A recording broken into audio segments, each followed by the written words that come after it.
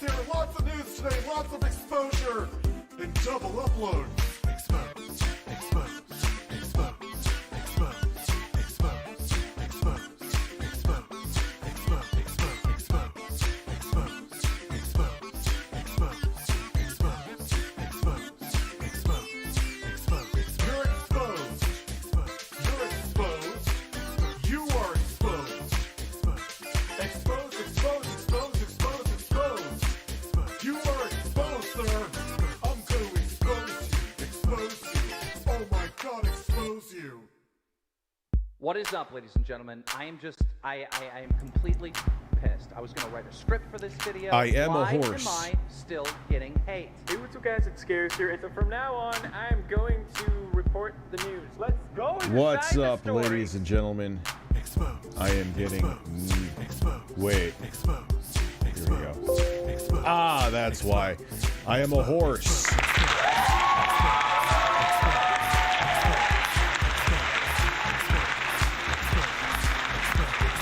How is everybody this evening? I am fantastic. I am luscious. I am an incredible man. There we go. Beautiful. Ah. How is everyone this evening? Let me shut the music off. Forgot to turn it on. Let me not forget to turn it off. We got Super Chat Cherry Poppers, I believe.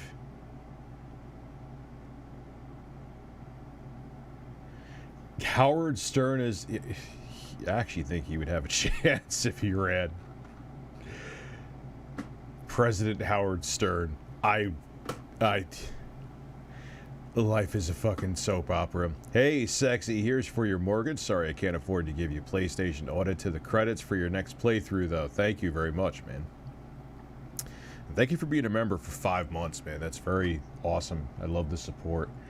Honestly, I just wish all the conflict, strife, contention, etc. about mass vaccines would end, even in my dude. Like I've said to you before, I can relate to that firsthand. I won't go into details, but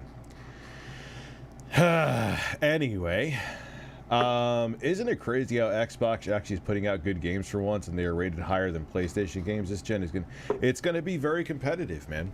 And the Series S and X are selling well. No, we're not nearly as well as the PlayStation 5 by a long shot, but it's going to be a hell of a race, man. It's going to be a hell of a race. And make sure, I'm supposed to get it Friday.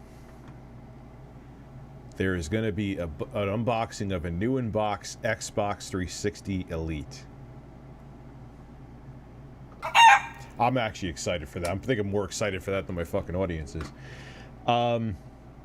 Would love to actually have a conversation about the whole Astroworld debacle. Even before the event, you had people practically storming the venue. Yeah, but he saw multiple things, and the people running the event saw multiple things, and they just kept going.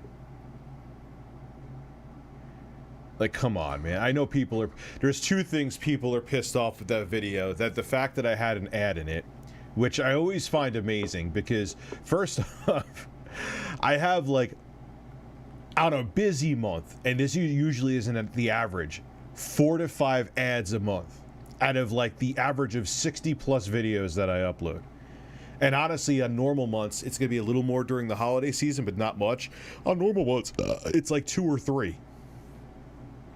And there's this light, and it's most of you don't care. The video is not getting ratioed by any stretch of the imagination. But for the people out there that are complaining, there's this cool life hack. I'm going to show it to you. You'll never have to worry about a baked-in ad in a video again. It's going to blow your fucking mind. Wait for it. Oh, man. There's a Sega ad here. I want to skip it. Revenge of Shinobi. As a ninja warrior, you... Oh my God!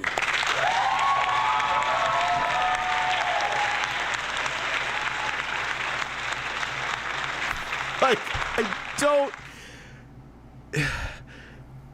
Look, I know, like, oh, it's in bad. Like, what do you mean? I could see if I was doing a video where I was like, I was apologizing for something, like I fucked up, Or if I was like, hey guys, you know, I was looking to do some crowdfunding to build a studio or something like that. I could understand me having an ad in there and be like, dude, what are you fucking doing? You know? But that's part of the business. And I know my ads are longer, but I have, like I said, there's literally at most 5 a month. At least for now. If it changes, it changes. And you could just skip them. I could see if I had an ad. There's some people who have ads in every video, which I'm not knocking them for it. Look, they have to run businesses, and I know they have like a huge staff and shit. I get that. But that's another thing too. I don't have a huge staff, literally and metaphorically.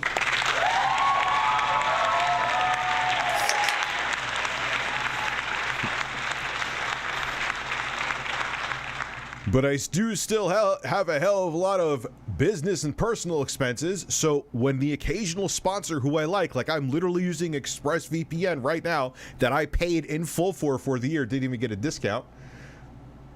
I did that on purpose to prove a point. When they come along and a sponsor that I like, I don't do it often, I'm gonna have them. Because they help support the show. They help when I buy random things like almost $1,000 new in-box Xbox 360. That's how much it was. It was like $900 and something with tax. Am I an asshole? Yes. But am I still excited for it? Yes.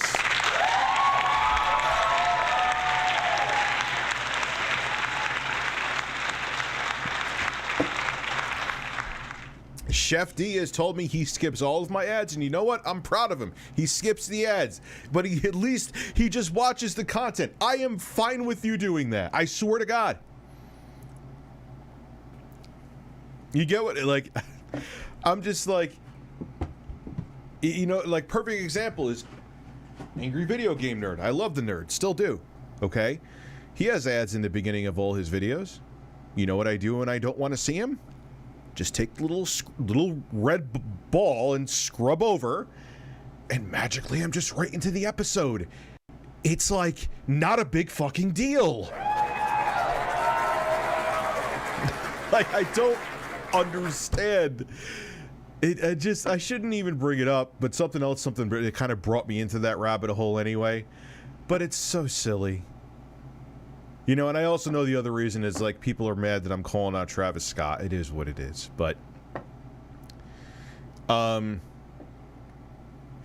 here's the thing, I think the argument that people make, too, this is the other reason why people get annoyed, is that I pay for YouTube Premium.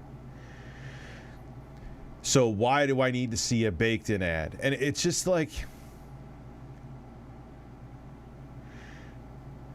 what they don't understand is this. First off, relying just on... I had a brain fart here because I saw Jeffrey Tucker, your ad about VPS was good porn. You know, is that, you know, you can't just rely on ad revenue from YouTube. It's not like the old days. I did that. I was one of the last few to do that for, like... I held on to just doing that for a very long time. It was few and far between for years. Like, I would have maybe a few sponsors a year, let alone 2 to 3 a month. And I still don't think that's that much. You know, and I just kind of was like, the ad revenue's fine, no big deal. And then 2017 hit, and it's still, like, my videos don't get piss yellowed that often, admittedly, but it's not, the revenue's just not the same.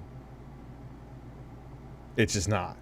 And I'm still doing, like, between 4 to 5 million views a month. Like, let's say, like, no, like 3.5 to 5 million, which with a, you know, a smaller channel like mine, in terms of, not because I'm not talking subs, I'm talking in terms of staff. I don't have a staff. I have an editor, and I pay for shit out of pocket. Like, again, I'll buy crazy shit like the 360 new in box. A lot. I buy a lot of shit for this channel, but, you know, that's a good number for what I do. You know, but those ads help, man. I just bought a house. There's still shit I have to buy, you know, and like I said, the only thing I understand to a degree is they're on the long side, but I don't really feel that bad because I don't feel bad at all, actually. That's a lie. Me saying I feel a little bit bad is a lie because I do, like I said, at most 5 videos a month, and you could scrub right by. I do it all the time, and I have no physical harm after I do that. I survive.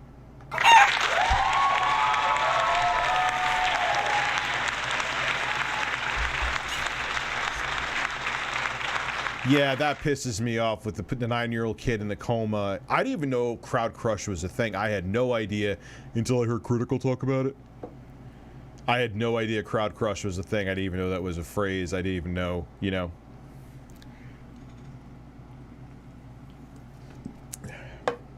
Yeah,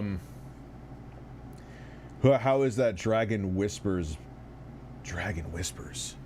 The fuck is Dragon Whispers? I don't even know what the hell you're talking about. Why does it ring a bell, but I'm not? Rich, can you get naked and casually walk through your house and just look at your father and say, I'm the captain now, and walk away? I don't want them to move out, man. You want to know the reason why when my kids are here, which my kids are here quite a bit, that I still get videos up and live streams up is because of my family. My girlfriend too stays here. Their mom. But like, that's the beautiful part about the situation too. You know, I don't have to, when my kids are with me, I don't have to pay for a babysitter. That's a big thing. That was another decision that I did what I did. You know, the seltzer I'm drinking is now I know what you're talking. How is that Dragon Whispers? I'm like, what the fuck is he talking about? Dragon Whispers? That sounds like a mid-90s porn. And oh, I'm drinking mid-90s porn. I did. Well, we will watch something, Vampire Rockstar. We will watch something. I picked, like I said, a thing out from the email.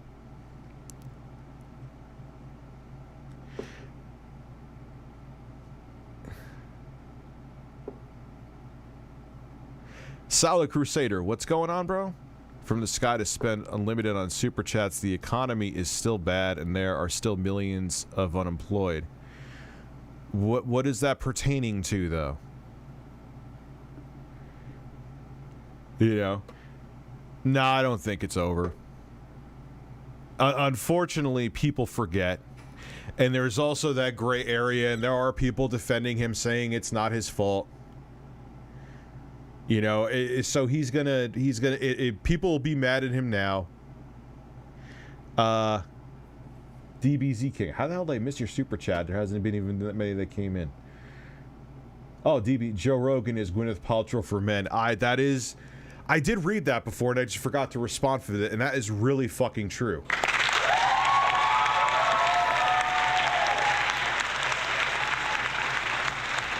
Sailman. I did miss a few super chats here. Holy fuck. They gotta have a system. YouTube, I beg you. I wonder if there's someone I could talk. Maybe I'll talk to someone over my network. Yes, I'm still with the network. Where I'll be like, yo, have a system where if someone says, like, I could copy and paste their name and it'll find the super chat. That would be unfucking believable. That would be like a game changer. But watch the I thought you were saying Blackbuster Critic, but I know what you meant. BBC interview with Prince Andrew is one of the worst videos I ever watched. Exposed, literally. You know what's even worse? Bill Gates was just interviewed and was asked about Jeffrey Epstein, and he just seems so fucking guilty. I hate doing that. It cringes making me, but I don't fucking understand. Maybe there are people that did not know what Epstein was doing, but he was on his island and shit, wasn't he? Like, geez. And then you tie in, and look, man, I hate not, like, how many people have had extramarital affairs and would never do what Jeffrey Epstein did? But when you look at how, like, Bill, I'm really thirsty and horny Gates is like, yeah, I want to shoot ropes on your face after Melinda leaves for town at the hotel. No pressure, though. And then the fact that he's intermingling with Epstein and he's that much of a thirsty man. Oh, God. It just doesn't. I saw him in that interview and he was stammering, and then he went, when she was asked, like, what lesson can you learn from Jeffrey Epstein? And then he went, you know what? Let's watch it. Let's watch it, because it is something, okay? And it's watch-worthy. It's watch-worthy. It is like, holy fuck.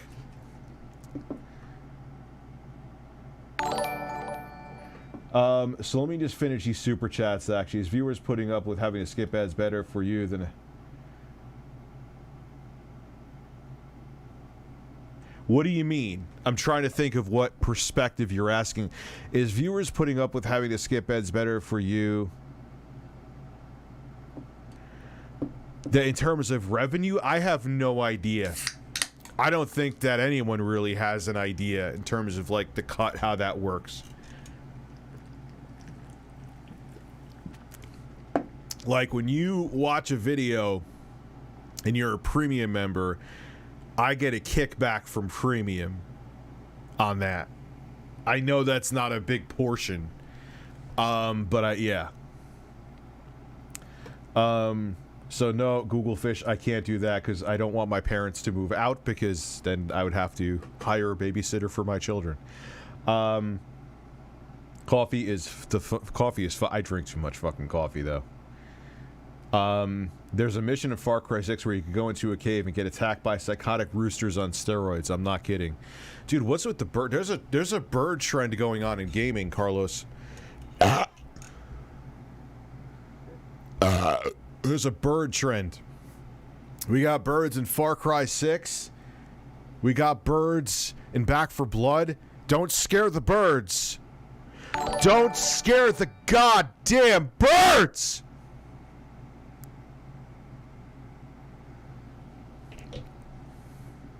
There's a bird trend. I didn't get the beginning of the conversation, just I meant YouTube ads. I always sit through... I mean, the thing is, and I could see again if I was like putting up an apology video and had an ad in there, or anyway, I went through the whole thing. It's just, look, there's every single person I basically watch on YouTube 99% of the time has baked in ads. If I don't want to see it, I slide the little red YouTube testicle over and I just get right back to the video. And I don't break a sweat doing it. It's boggling. It just poof.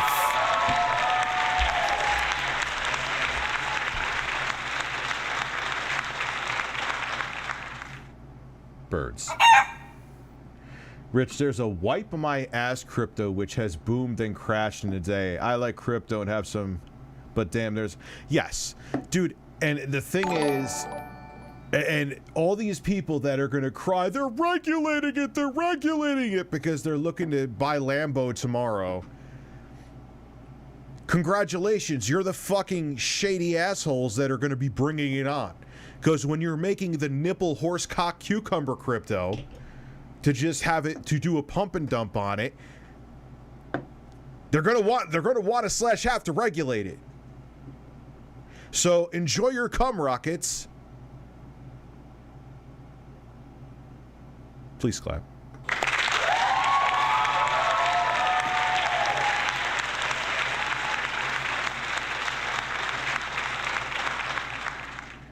Did you hear about... Yes, and that's crazy. I answered both Smoke and Neil. Rich, can you put 2 clamps on your nips while being shirtless and ask your neighbor to flick them? I do that every morning.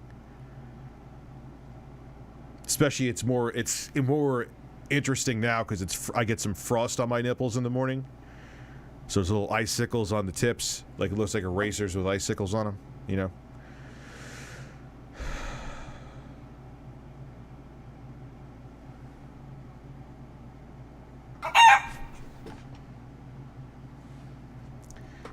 It's the ExpressVPN ad. You missed the opportunity to say, don't you want people to look into your forced cream pie history? Dude, all right, he's into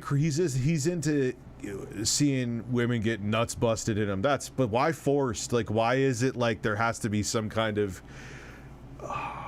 Jeremy. Like, dude, I watch some JILF porn. I like some JILFs with some big ass titty, MILFs with some big ass titties. But I'd never go, I like watching women get forced to do things against their will, even if it's just pretend. Like, that's just weird. It's like a control thing. If that actually wasn't shopped in, you know. E. Benjamin, thank you for becoming a horse tuber. I appreciate it, man. We got Jason Dix, thank you for being a horse tuber for 2 months. Bill Gates knew, they all had to know. That's what I'm, dude, like, come on. I mean, I could see maybe if there was some people that, like, he had a party there and it was just like, maybe, like, if they're only on his book like once or twice, but if you were there like a dozen fucking times, and maybe they went there and he had like some business meeting there and there was a little party there and they didn't get involved, maybe, kind of, even though I still kind of press F to fucking doubt that they didn't know anything. Maybe there's that off chance that they didn't know anything. But when you're like, you know, holding hands with Jeffrey Epstein walking down the street and both you and Bill have erect cocks,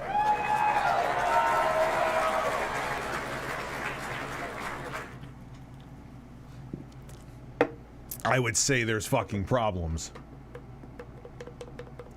The thing that boggles my mind is that he could have a different escort every night, but he can't keep his dick in his pants at work. Might be a power, dude, I don't know. It's just, I'm still actually horrified that Bill Gates actually likes sex and achieves an erection. Like, until, like, we found out about his thirsty emails, I just assumed he was a Ken doll. He's Bill Gates, man. Like, Bill Gateses aren't supposed to get horny.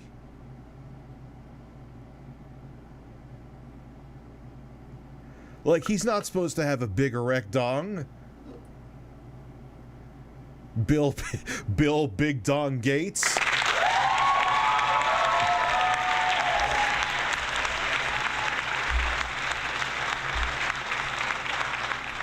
Since I got premium, I can't go back. I can't do it. Barack America, Donald Kerr, got hairy legs. His dong is micro and soft. That is good. That is good. That was a corny joke that was so good that it wasn't corny. I like that one. I like that one. Well done. Who said that? I am proud of you. Hey Rich, I'm shooting a TV series in jungle, watching you over satellite Wi-Fi in a boat in the middle of the Amazon River. Bullshit. Are you really, or you're full of shit? I'm going to assume that's insane. That's too insane to just blindly believe. So I'm going to say that but thank you for supporting the show for 5 months, man. That's awesome. The $1 trillion infrastructure bill that Biden just signed has some hidden crypto tax in it. Yeah, I know. And it goes into effect, I think, January 2023. I heard about that. You knew they were going to fucking regulate it, man. They weren't just going to let money just fly around like fucking... you know? I don't know. I'm just... Do you think EDP 445 went to Epstein's Island? No, but I'm sure as fuck bet he wishes he did. Because he's disgusting. I won't give him an applause for that. Fuck him. DSP got mad with a supporter because of a donation. But what did it say, though? Like, dude, I've called out people that have donated to me before. Like, if someone donates to me and tries to say that I had gastric bypass surgery by a doctor that I never even met before in my life, I'll be a little pissed off at that, especially because you're bringing in personal information about a doctor that never performed a surgery on me. But if you're just saying, hey, I'm just supporting the show, can't really, you know, depends. The context is key. I've been in some crazy mosh pits in the front rows of some insane heavy metal concerts. Everyone there looks out for each other. Blame the crowd to a certain... Yes, I know. I agree with you on that. I absolutely agree with you on that. But he saw multiple instances where things were fucking wrong. And like Critical said, unless he was goddamn fucking blind, like how was he oblivious the entire time? Rich, many reports are coming out. I've emailed you today saying that COD Vanguard are being plagued by cheaters and Carlos. How are there cheaters already? I'm so... That tweet you posted where you don't have time to play next-gen consoles, only stare at them because to work is too real. It is. And the thing is like, oh, what about when you're done with work? I'm like, yeah, but when you're done with work sometimes, man, like even when I was 30, when you're done with work sometimes, it's like, you know, like your brain just wants to like shut off, you know? And especially with kids too, like, I mean, I find time, I do. I played Vanguard. I forgot what else I have. I've been playing a few other games the past few days, but it's just not that easy.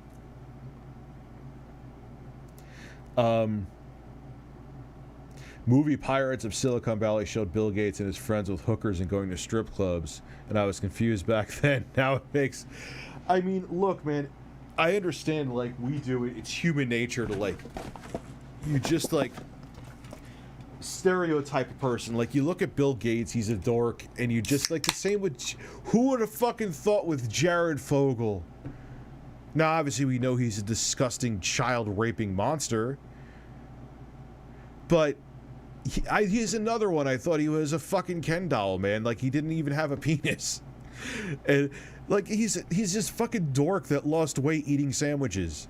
Like, who the hell would have thought he had like this, like, I forgot the word for it, ferocious sexual appetite for young girls and boys. It's disgusting. But who would have thought looking at him before we found out? You know what I mean? Don't judge a book by its cover, man. Yeah, and he was fucking disgusting. According to that woman who was like a radio show host, they had conversations back and forth. There was parents that actually, he met up with a 6-year-old. She couldn't confirm that anything happened, but the parents agreed for Jared Fogle to hang out with their 6-year-old kid, knowing what he wanted to do, apparently. Allegedly, let's say. What the fuck is wrong with people? That is disgusting.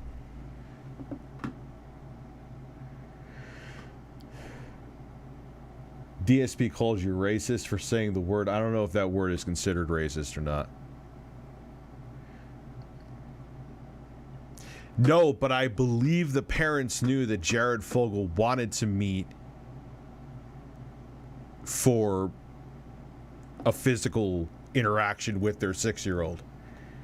That is no amount of money.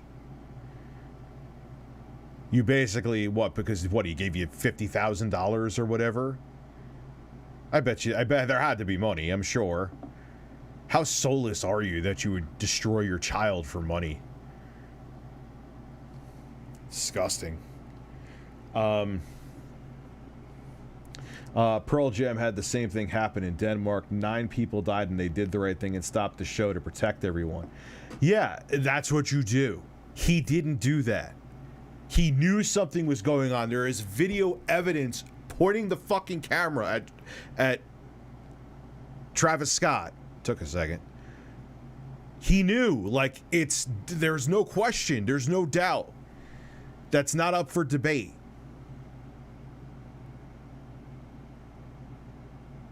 You know?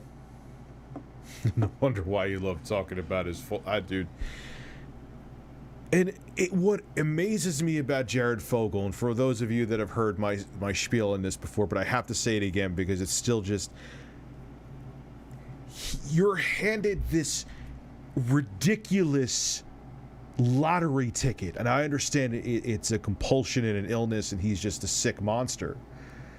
But it's still, from a logical person's perspective, it's like, You were handed literally the ticket to life. You ended up making fuck you money because you lost weight, supposedly, eating one company's sandwiches. And you ended up becoming a spokesperson for them and making millions upon millions of dollars. There's more of a chance of hitting the lottery, getting struck by lightning, and having Bill Gates fly in on a paraglider and fuck you in the ass at the same time. No pressure, though.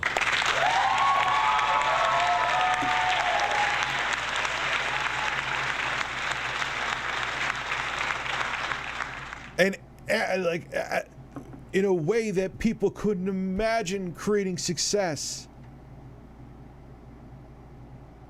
You fucked it all up because you have sick, depraved sexual appetites.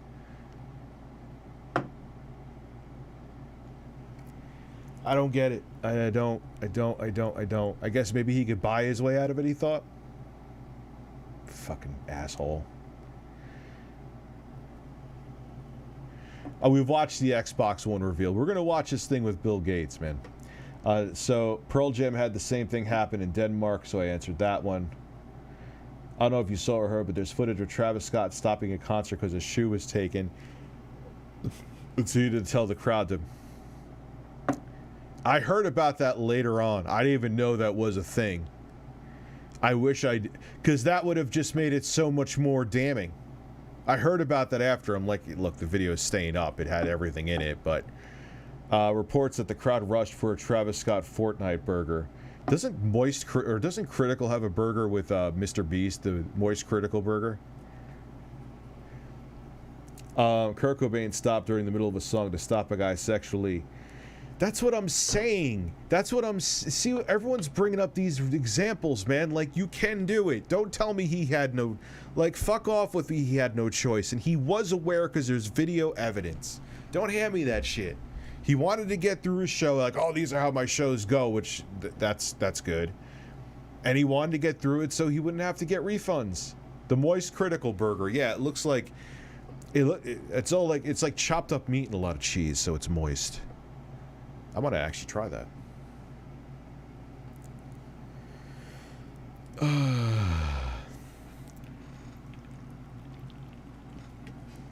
And like I said, he'll probably get away with it, and then he'll, all right, so this Bill, I gotta find this Bill Gates video, because it's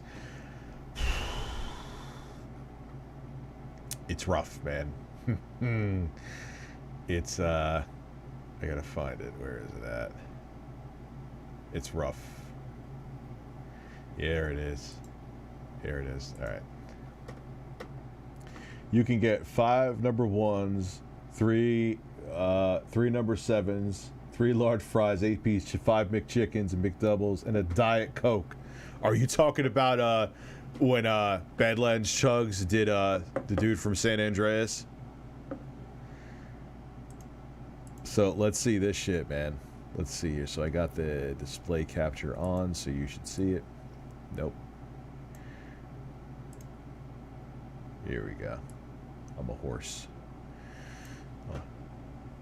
So prepare for, like, incredible cringe.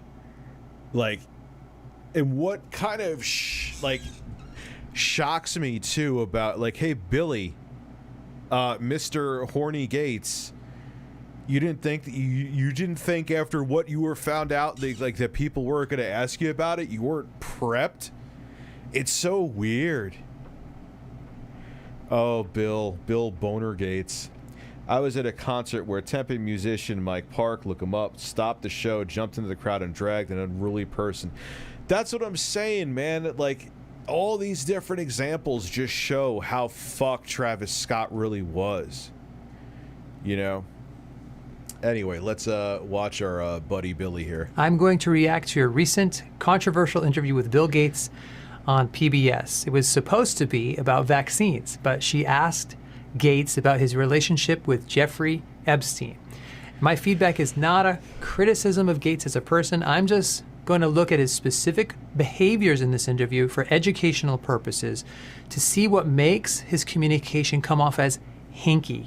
That's a word that police officers and other people use to describe somebody who's acting nervous, suspicious, but it's difficult to articulate exactly why something.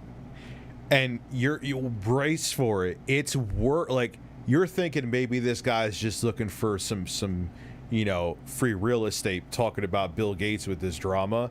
No, he's like understating right now how fucking guilty Bill Gates seems. Just you'll watch and you'll see. Like, I can't stress that enough. That's why I stopped the fucking video to say it. Why this guy have juicy lips, salivating?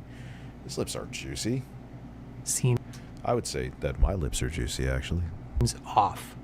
We're going to consider Gates's past behavior as a baseline to look at his answers about Epstein. I already watched his answers about vaccines from earlier in the interview to see how he would normally act. And this clip starts 80% of the way into the conversation. Adam and Eve infomercials, I know about that. Can you get a Bill Gates and a banana? Oh, dude, if he ends up being that he did something with Jeffrey Epstein with underage girls, or any girls for that matter, and we're finding out horrific shit, I don't really want to joke about him. You know? I mean, I have like the Stanley Kendall stuff from when he got trolled, but that's kind of different because that's I'm using like what the TCAP community did with that piece of garbage, because they got the legendary lines like, "You're getting Grandpa excited." But I don't. This is just fucking crazy. I guess I can joke about it if I'm joking about it. I don't know. But that man was a monster, though. You know.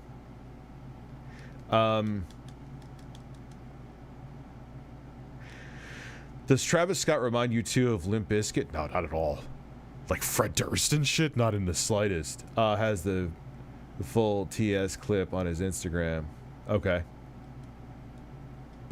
When Judy Woodruff changes the topic and starts asking questions about Epstein. The same focus. I also want to ask you about something else in the public arena. It was reported at that time that you had a number of meetings with Jeffrey Epstein, who, when you met him 10 years... Hold on. I was going to wait to answer this for a minute.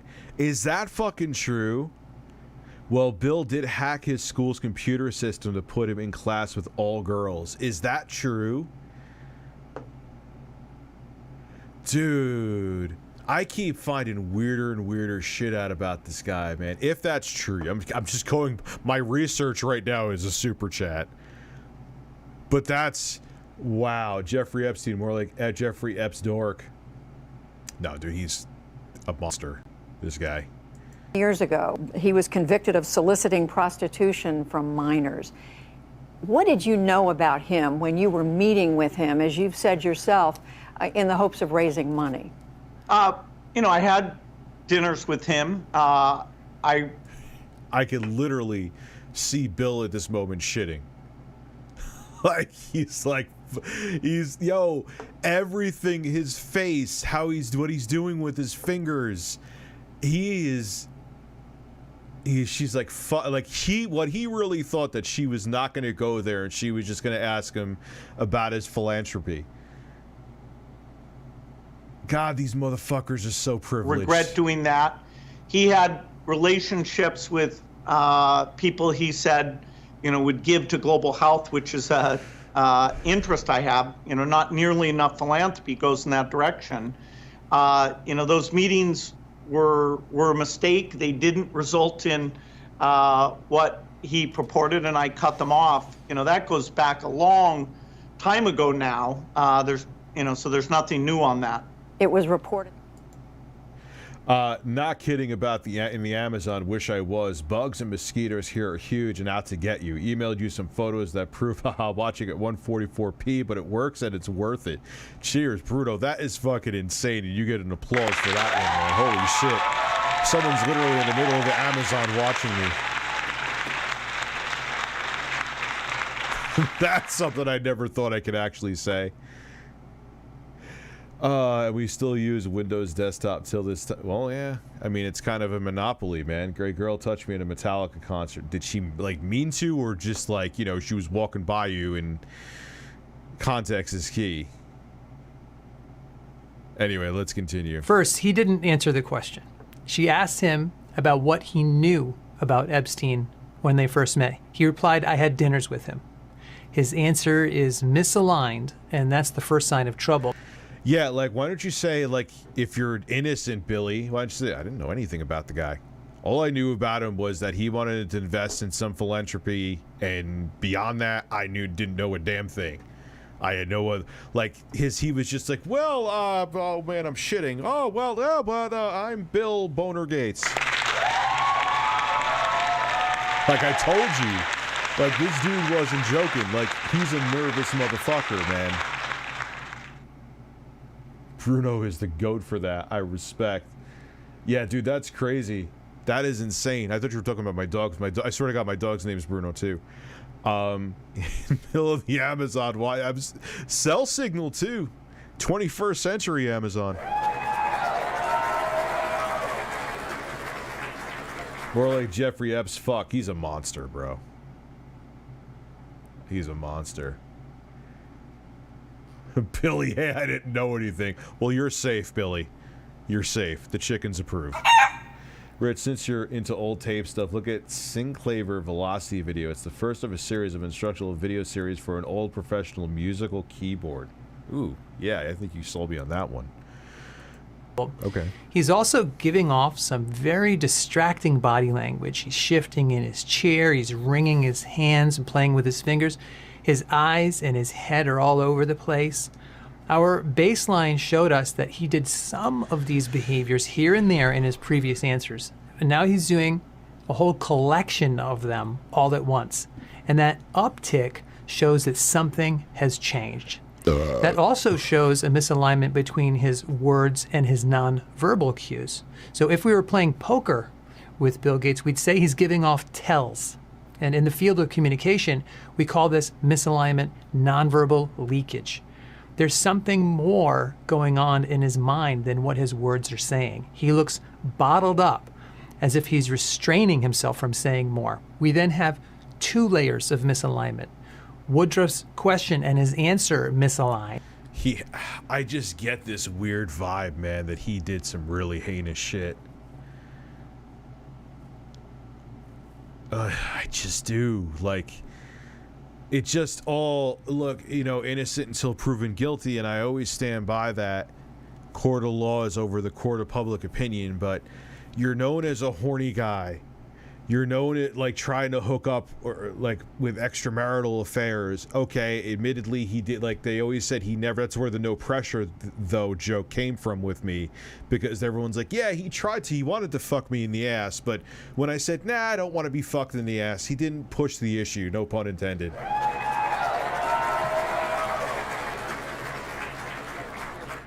You know, it just is all just adding up to a really bad ending. And he is really fucking nervous here. Off topic, this is supposed to be the Chris Chan trial. I honestly think it's going to be a private trial, and we won't know the verdict for months from now because of the trolls. Yeah, it would just be a circus if they let out what's going on with them. Epstein may be a disgusting person, but that still doesn't mean he committed... No, he didn't commit suicide. Oh, no, he did not commit suicide. Come on. He did not commit suicide. I do not buy for a fucking second that he committed suicide. I guess I'm almost done with these. I'm going to have to go on to my... Oh, no, I got one more. That's a lie. That's a lie. He did stop the concert at one point from the looks of the full clip. We were quick to judge without full context, but he continued it. No, what full context is there? He continued it. The concert went on after there were numerous incidents. Staff and Travis knew. It's on tape. Hey, God, I sound like I'm a boomer. I usually don't use that term. It's filmed. People chanting, please help, or help us. It's filmed. Anyway. And his own words and nonverbal cues misalign. So that's a double dose of hinky behavior. We also see a sharp increase in his... You know Bill Gates saw this video, and he's just like, oh, shit.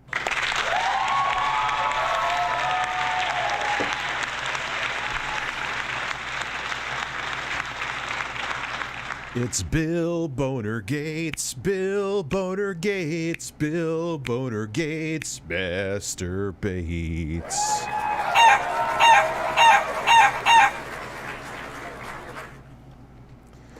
Carlos killed Epstein. He told me he was an assassin at one point in his life.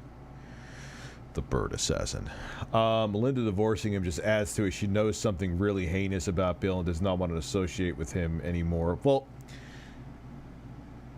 maybe, probably, but, you know, I don't know. Marriages fall apart, but I didn't know if that, I can't tell if that's a fart. That may be more than a fart, so. He kept going. Even Drake performed afterwards. Where, at that venue? Ugh. It doesn't matter. Like, you should not perform after something like that. It was it wasn't just one person that passed out. You know what I'm saying? Diana, you liked my song? You're welcome. Disfluency. His baseline answers were averaging. Chris Cornell hung himself, but his ribs were broken. Maybe someone covered up a murder, man. I don't know anything about that, too. I know more about what happened with Epstein and shit like that, so I can't. I'm gonna have to piss. I gotta pee. Bert, I have to pee. How do you feel about that? Let me piss real quick. I'm sorry.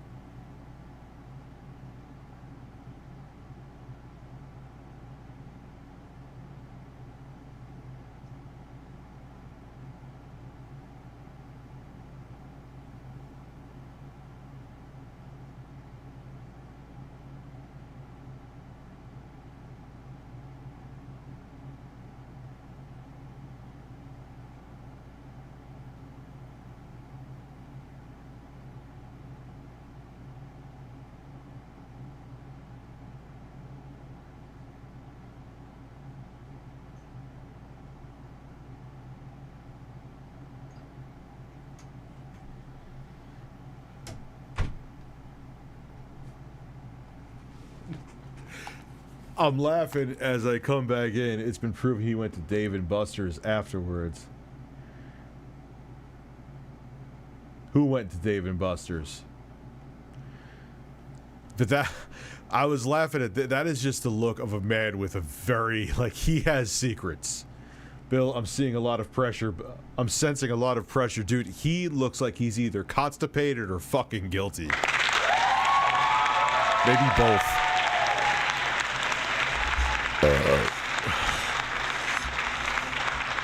Travis. Dude, you could see in his apology video, he doesn't give a shit. He doesn't care. I don't care if Drake, Bob, Bill, Steve, they continue. You're not supposed to continue your fucking... How many more examples do people give of people stopping their shows when someone gets hurt? Have you seen the footage of Beta, Jeff Bezos' girlfriend, getting pregnant when she grasped Leonardo DiCaprio's bird? What?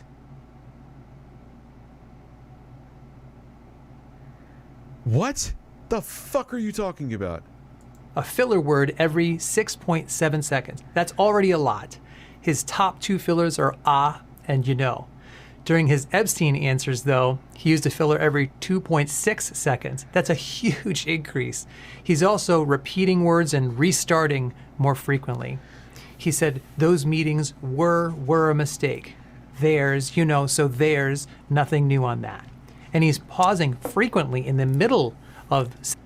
Because he has fucking secrets. He's not... I kind of hate, but yeah. Yeah, dude, Ice Bruno, I'm seeing your shit, bro. That's fucking crazy, dude. I'm looking right now. That's nutso, man. That's awesome. If you're still here, Bruno. That's fucking cool. Like, he's seen shit. Come on. He was too friendly with this guy. sentences to search for words instead of pausing at the end. Those disfluencies are all signs of conversational trouble. It's like his mind is the inside of a maraca, and he's fighting to keep it organized. Meet with him over several years, and that, in other words, a number of meetings. What did you do when you found out about his background? Well, you know, I've said I regretted having those dinners, and there's absolutely nothing new on that. He's obviously shaking his head before the question is done. He's agitated. More importantly, he didn't answer this question either. He just repeated the same answer he already gave. His replies were also almost exactly the same. He said, Yeah, he is not answering the context of what she's asking. He's just like, I don't know, maybe a lawyer told him to be this dismissive, but he's definitely really, really, really fucking nervous.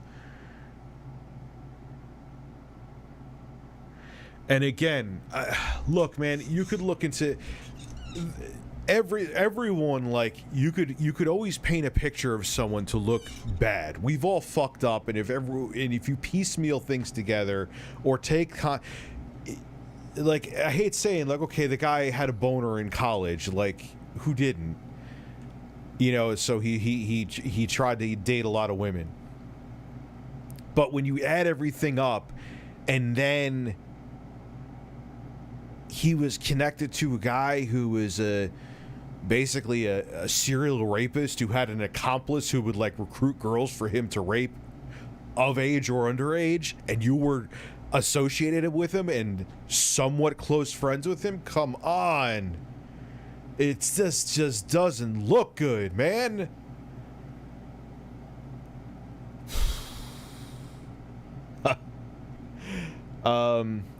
Last month there was a TikTok star that pulled an OJ's. Oh, Jesus Christ. What if he said no comment? He couldn't just say no comment. It would look too bad. Or maybe it wouldn't. I don't know. I had dinners with him. I regret doing that the first time. That's 9 words. For Woodruff's next question, he said, I have said I regretted having those dinners. That's 8 words. To the first question, he responded, so there's nothing new on that. 7 words. To the next question, he said, there's nothing, absolutely nothing new on that. That's 8 words. This, to me, sounds exactly like the type of talking points that a lawyer prepared for him on a note card. I didn't even remember he said that. I just kind of said that that's what a lawyer probably told him to say, and he was nervous. Yep, I was right. I was right.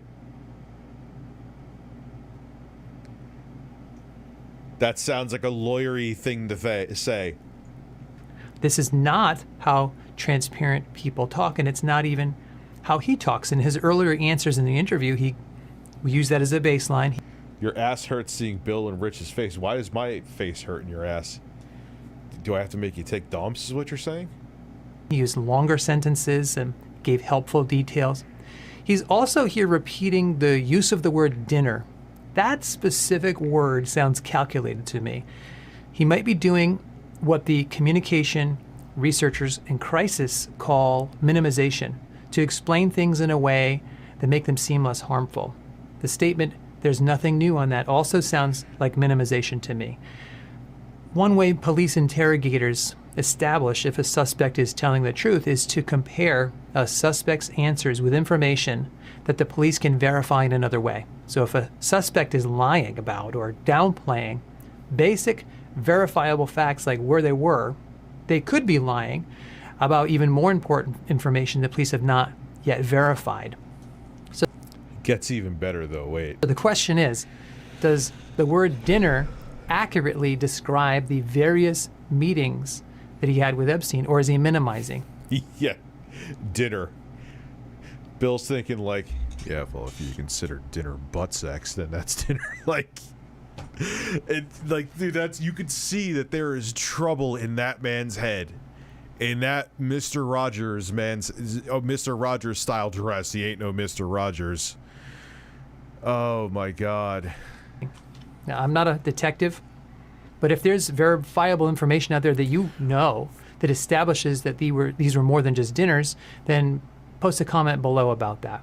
But even if we put aside the fact that he's just repeated his answer here, let's talk about an important concept called quantity. That's a Mufasa, yeah. Imagine going there just wanting to have a good time, and that's the last day of your life due to crowd crush. Unreal. I'm not saying, look, it has sadly happened before. It was how it was handled by not just Travis Scott, but the staff there was just deplorable. Conversational maxim, a concept that says a normal conversation will flow well when people provide an adequate amount of information, quantity. It's a sign of conversational trouble when somebody gives too much or too little information for the situation. So I looked at all of his answers earlier, and his answers about Epstein are less than half the normal length. His first several answers in the interview provide a baseline of a 46-second average. His Epstein answers average just 21 seconds. Yeah, because not only was he probably told what to say, he wants to get the fuck on from it, because he probably has very terrible things that he either has seen, but sadly probably did. He clammed up all of a sudden, and that's another reason he comes across as hinky. Is there a lesson for you, for anyone else looking? This is weird. This one is weird. This I remember. This is weird. Looking at this?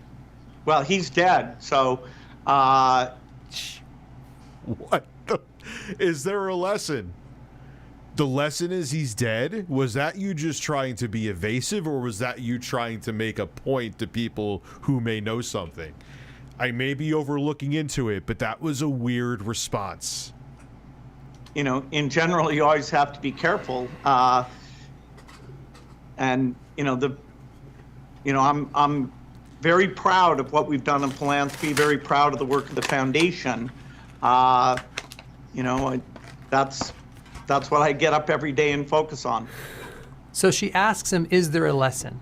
And to me, this should have been a very easy question. But again, his answer is way off. He replied, well, he's dead. Which is so fucking weird. It's so fucking weird. This breaks the conversational maxim of relevance. His answer does not logically correspond to what she asked him. And that's why this moment is the weirdest one. Yeah, unfortunately, again, innocent, so maybe there is some off chance that he really just had business relationships with him and he wasn't being Bill Boner Gates. But that just doesn't, to have that much connections with him, you had to know, like, something was going on. I just don't see how you couldn't. And just by the way he's acting and just the history that we know that he tried to fuck every time his wife was out of town with someone else. It just, maybe not every time, but there's all these people like, oh yeah, he emailed me. Bill wanted me to go back to his hotel room and sit on his face, but I told him no. And he said, all right, fine, no pressure though.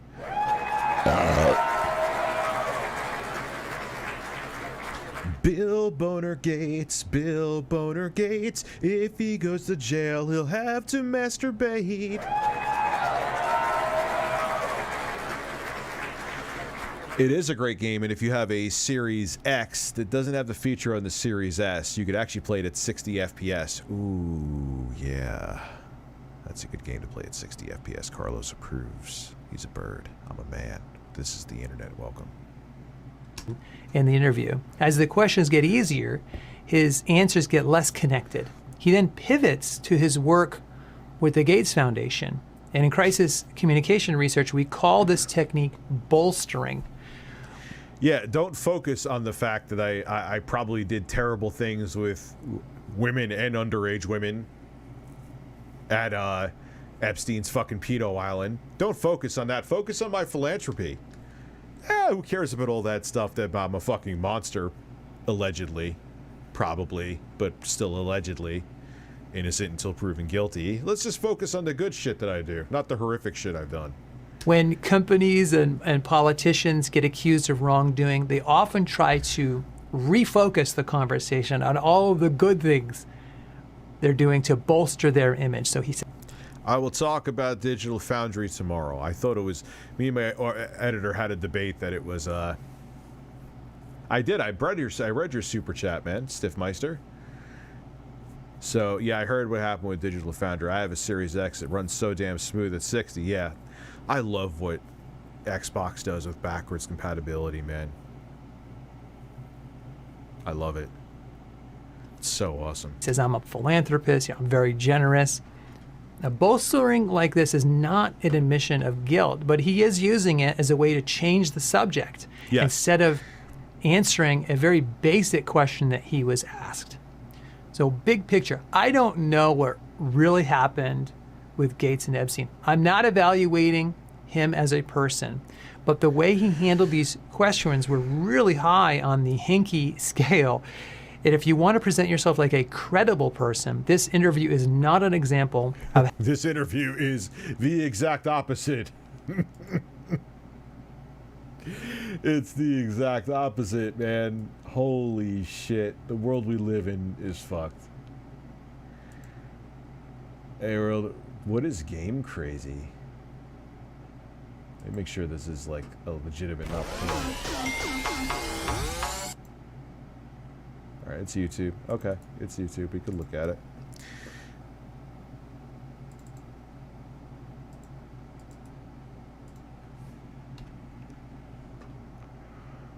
I think we may have done this before or something. Why I was in the middle of the video. Maybe I watched this a real long time ago. I'll lower the... I know the screen. I'm fixing it.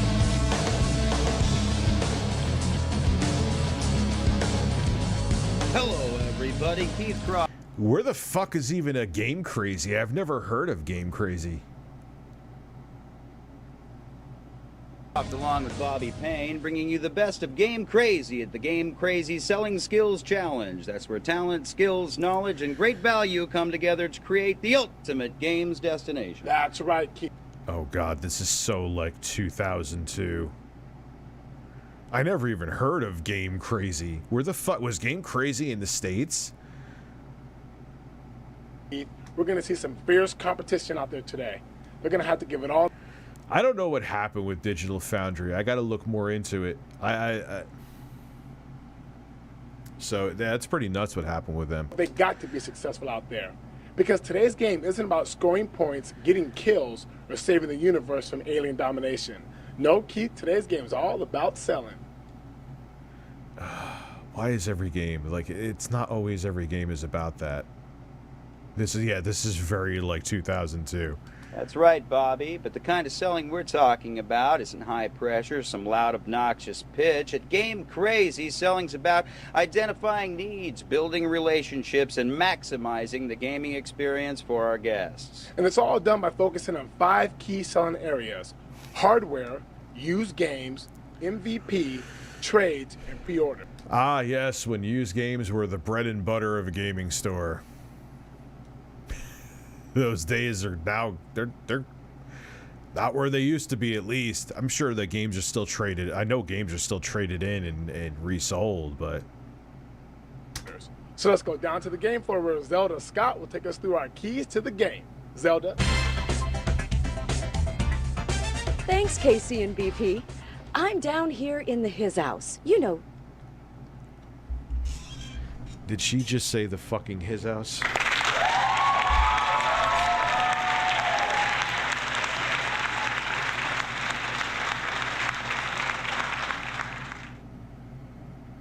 Oh my god, I know they were hacked. How did they get hacked?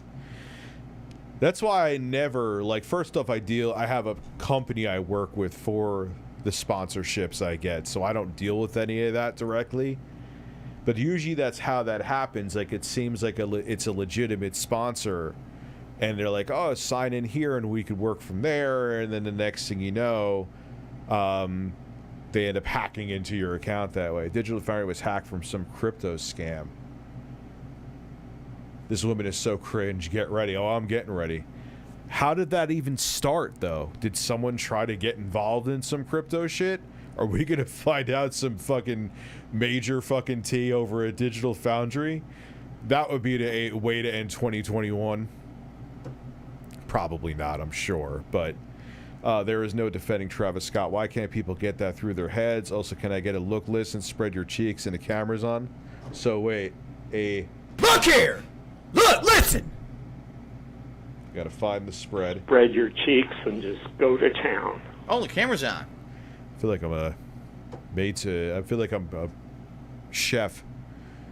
The Heezy with the GC Posse to get the 411 on Game Crazy. Let's start with the hardware. Oh my god.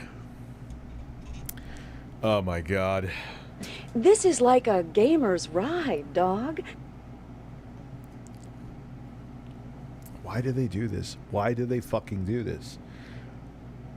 Is the one of the ones I submitted. I couldn't find the entire video, but there's a Game Crazy from 2009 and a GameStop training video in there as well. Ah, so we're going to be watching those too, probably. And if you sell them the right ride, you got a better chance of selling some 20-inch chrome rims later. No. I'm going to be stopping this every 10 seconds, so brace yourself. Know what I'm saying? The key here is to sell them the system that's right for them so that they'll keep coming back for more accessories and games. And speaking of games, Game Crazy's got all the fly new game... She really said fly. She said fly. Titles, but we've also got the mad hookup when it comes to used games. And they can't hate on our used games because they play like new, come with a 90-day guarantee. I'm sure they do. That's not true of any of those. Like some, when a retailer and a clerk works at one of these stores, or associate or whatever, you know what they do?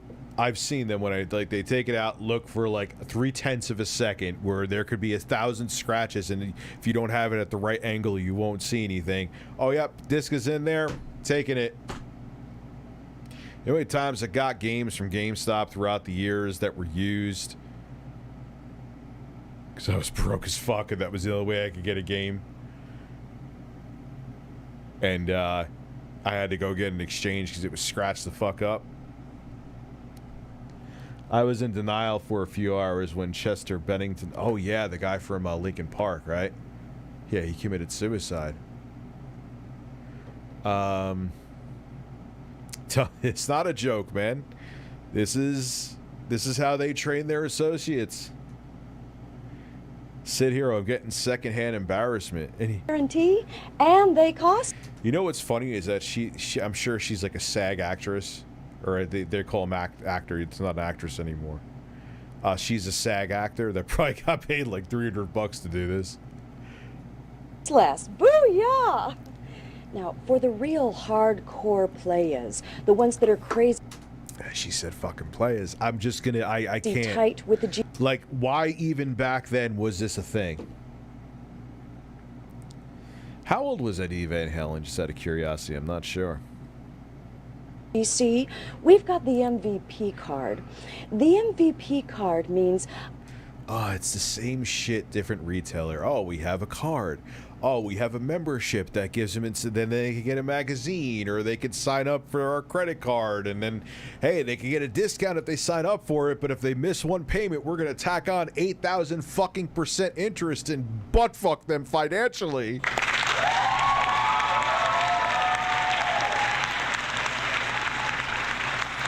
Ah, same shit, different soulless corporation. Wah, wah, next. Upfront revenue for Game Crazy and high...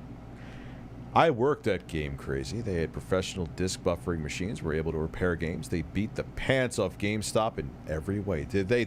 Well, this fuck, I've never been in one, so I have no personal experience. But Lord, this is a bad training video. Higher trade values, special discounts, and exclusive tournaments for the players. Trades are where Game Crazy makes crazy dollars, and players can get mad values. It also means that Game Crazy's got the used game hookups on the latest games. And finally, pre-orders. Now this is for the real serious players, the ones who've got to get the new games first and beat them before anyone else. And the thing is, I can't remember the last time. Pre-orders are so fucking... They're just a way to guarantee a sale, because there's no reason for a consumer to pre-order. There really isn't anymore.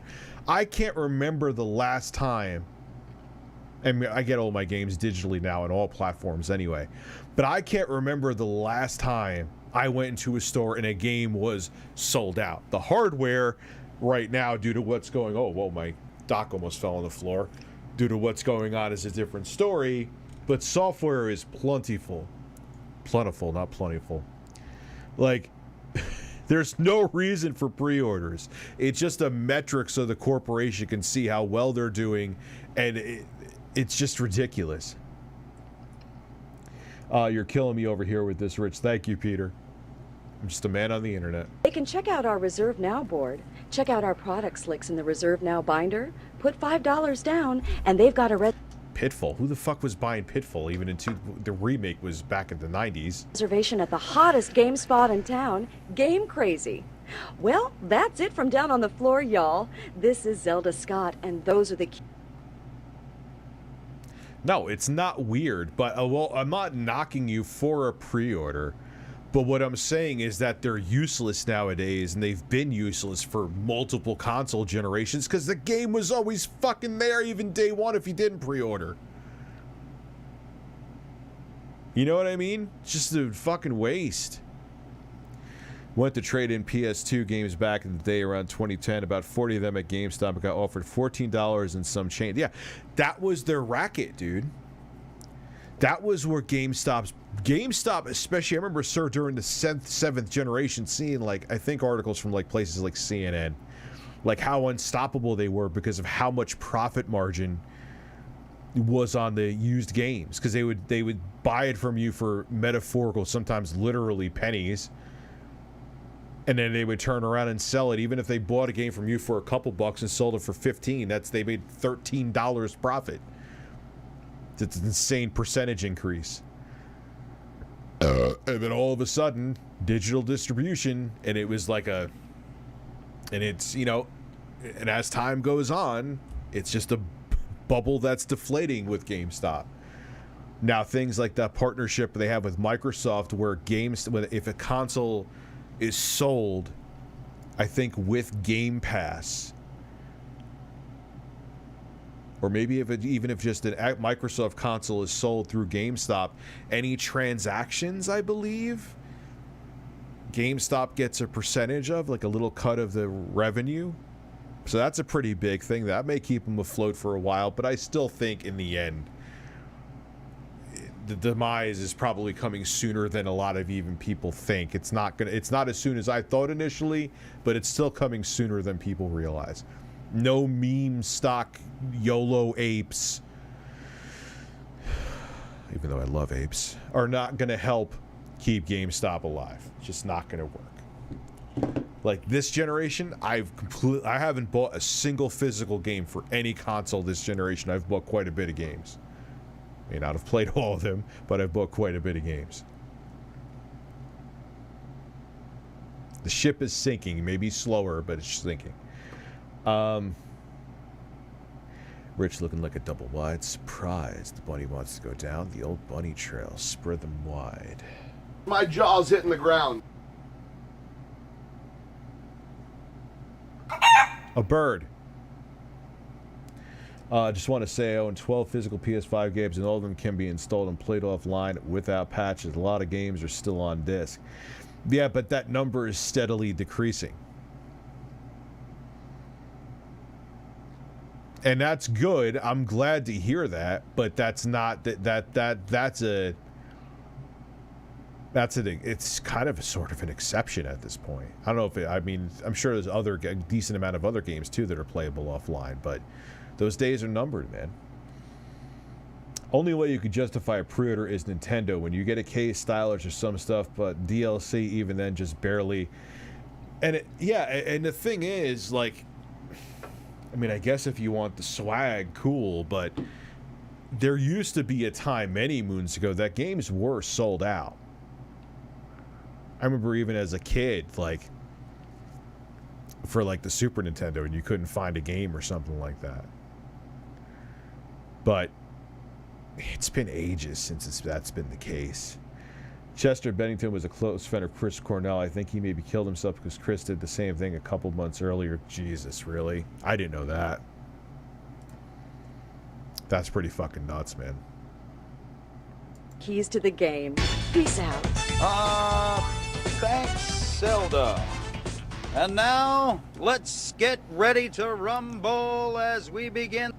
Why don't I get vibes that this guy actually considered this like the pinnacle of his career, and like he kind of like over, you know, I'm an actor, right? Oh, what have you done? I did commercial work. For who? For Game Crazy. Oh, oh, okay, cool. I heard of them before. Were they?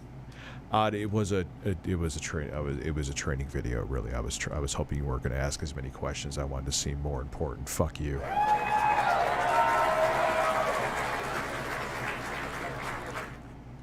And the Game Crazy Sales Challenge with hardware sales.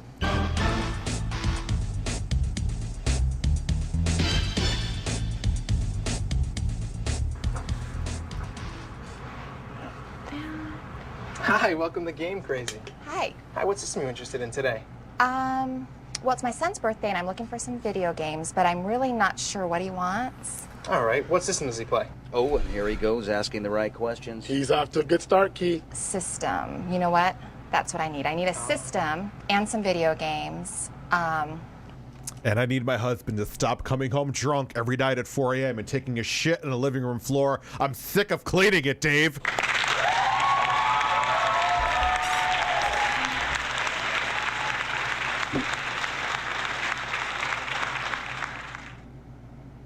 Shouldn't have to clean a grown man's ass.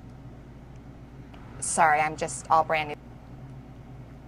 The PS5 can function almost completely offline. All my physical PS4 games can install and run offline as well because I only buy single-player games. Well, that's good. I'm glad to hear that's still a thing. But it's not going to remain that way. Sony has proven that they don't really care too much, and Microsoft in a way too. The C-bomb thing, they remedied it now. But I'm telling you, man, that's unfortunately the future, that it's going to be all digital. There's benefits to it, but there's also drawbacks to it. But a lot of the games that come out for multiple platforms, and even for the Switch, you buy a physical cartridge. And it's like, it's not the, like 2/3 of the game has to be downloaded. That's actually, it happens quite a bit. Xbox is a different story and is riddled with DRM. I gotta look into that. I don't know exactly what they're doing with DRM right now. New to this? No, it's fine. Basically, there's 3 platforms to pick from. You have an Xbox, a PlayStation 2, and a GameCube. But to figure out which one is right for you, I'm gonna have to ask you a couple questions. So how old is your son? He's turning 12 and he's in middle school. Okay. What kind of games does he like to play? His favorite is driving games. All right, how about DVD movies? The critical movie question. The kids love their movies, Keith. He does have a TV. The kids love the movies?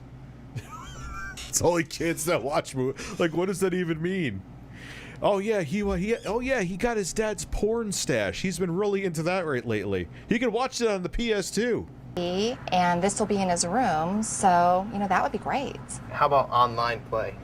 You know, I'm not so comfortable with that. Well, you know, actually, it's pretty safe and secure, but I understand your That's not true. concerns. But he did a nice job of keeping things moving. How about friends? Will you have friends over? Absolutely. He has 2 or 3 buddies that I know he... Especially back then. If anything, it's somewhat safer now. Back then, online gaming was like the fucking Wild West, man. Even during the 360 days, it was kind of the Wild West. have over. All right, so based on what you're telling me, I'd probably recommend a Sony PlayStation 2. It has some great racing titles. You can play up to 4 players at once. You can play DVD movies. And while it's not the best online system... The video just screams, turn off the...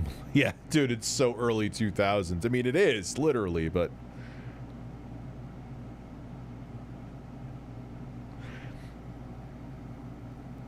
Yeah, Brett, but why are you making this into like an Xbox versus PlayStation 5 thing when I own both systems? It has nothing to do with that. I'm just talking about if you want to look up digital distribution and how many people are buying physical games as compared to digital and how it's declining and how many platforms like Sony is going to fall into that too. Like, I'm not trying to... I'm not defending or attacking any platform. You know, so I don't really understand, and I don't understand why you're making this such a big deal anyway. It did, like, go look up the numbers, man. The stats don't lie. No company is going to continue to support physical media for there's going to be a point in the future, probably longer down the line than we realize. Okay, I mean, the way it seems like you were trying to make this in like the Microsoft versus Xbox thing. Isn't it that you could even start playing? I think the Series X, if you actually, this is another shot against it. You can't even play it unless you connect it to the internet. Whereas the PlayStation 5, you can. You know? You can definitely tap into it later on down the line. Yeah, everyone's just going to get an Amico, dude. The PS5 again. So my mom just told me she tried for 2 hours to get me a PS5 for my birthday just to tell her they were sold out. I told her that was typical. Yeah, that is pretty fucking typical. And it's very frustrating. And it's a crock of shit. And it's not fair. Just got a Series S, perfect for my needs. I had an Xbox One X before. Can't remember the last time I bought a physical game, especially with Game Pass. Yeah, and you know what's nice is that, like, look, I have my concerns about the long-term viability of the Series S, but just like you could play Call of Duty Vanguard at 120 FPS on it. You are not building any gaming PC that at any resolution for $299, especially, that could do that. So if you're just looking to game and you're just like a casual gamer, which there's nothing wrong with that. I don't look down on that like many people do, and I don't really understand why. And you just like, hey, I could pay the monthly subscription and have access to a whole slew of fucking games. Yeah, it's a good choice. You know? Sony, on the flip side, their thing is, you know, the big banger exclusives. Now, Microsoft is having some big bangers come out this holiday, and more so, I would say, than Sony. But then we have Horizon Forbidden West right in 2022 and God of War Ragnarok in 2022 and other games as well. So it's going to be very competitive, man. And both Sony and Microsoft are doing awesome things. Period. Yeah, I mean, as a matter of fact, like I said, Brett, the PlayStation 5, you could actually play and not even connect it to the internet, whereas the Series X, it won't let you do shit, which is kind of shitty. I mean, I get in 2021, Microsoft's like, yeah, 99% of the planet has internet, but maybe some people don't. Maybe they're in a situation that they can't. That was proven false from Adam Cord. The Series X can play offline, but you have to mess with some settings. Yeah, but it's still not like whereas you could just autopilot with Sony. Exactly, I used the game hardcore, not so much anymore. Yeah, and that's the thing. The Series S, and you're still going to get great AAA experiences. Yeah, it's called the 360. Oh, I despise DRM with a passion too, Brett. I can't fucking stand DRM. I hate it. I just made a video talking about how much I fucking despise it. Decide to go that route. Great suggestion. What a lucky kid. Wow, sounds great. I think that's what I need. Oh, it's a great choice. Basically, what we're going to do is set you up with some accessories, a DVD remote, a wireless controller. Unicorn kisses. It's a man's stream. Hanging out with a man. And we're going to have to get you some memory cards to get you started. Perfect. Okay. And there's the add-on. He's really selling the ultimate gaming experience, Keith. Let's go down to the floor with Zelda, who's standing by with Ryan. Rydog, that was the bomb diggity, my friend. Oh, God. I have to piss real quick again. Sorry. I've drank a shit ton of seltzer already. That's why. And I had coffee. I'll be right back.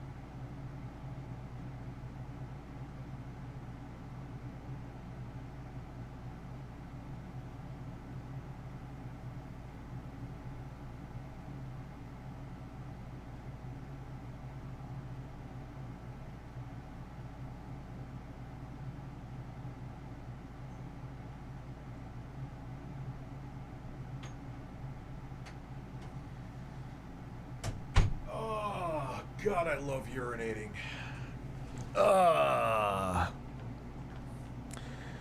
The King of Burgers, is that a play on DSP? I like pre-ordering because you could play the game offline, play the game off before it comes out, but I don't like physical shopping because they always have an attitude. I don't like people.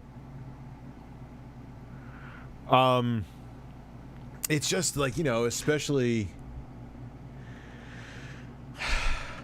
you know, I do this shit nonstop. I'm literally redoing my whole bedroom. Like, there's just a bed in my room right now. I look like a broke college student because I'm bringing furniture in tomorrow for this Ultimate PS5 video.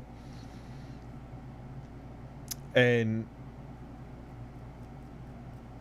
you know, it's just like at the end of the day, when you have kids and you're doing this and you always have something going on behind the scenes, it's like, I don't want to drive to the store. You know, I mean, there's that thing that can be said, like the experience. Like, I always remember on Fridays going to Blockbuster and like that smell of like the old stale popcorn or whatever. And it was a cool experience, but from a practicality standpoint, yeah, the way things are right now, it's better. However, I don't like the fact that, like, when Denuvo had a server issue, the games weren't available for the weekend. Or I remember exactly how long it was off the top of my head right now. You know, you're like, you don't own these fucking games anymore. Yes. Yes, we are going to do that tomorrow. That is what we're doing tomorrow.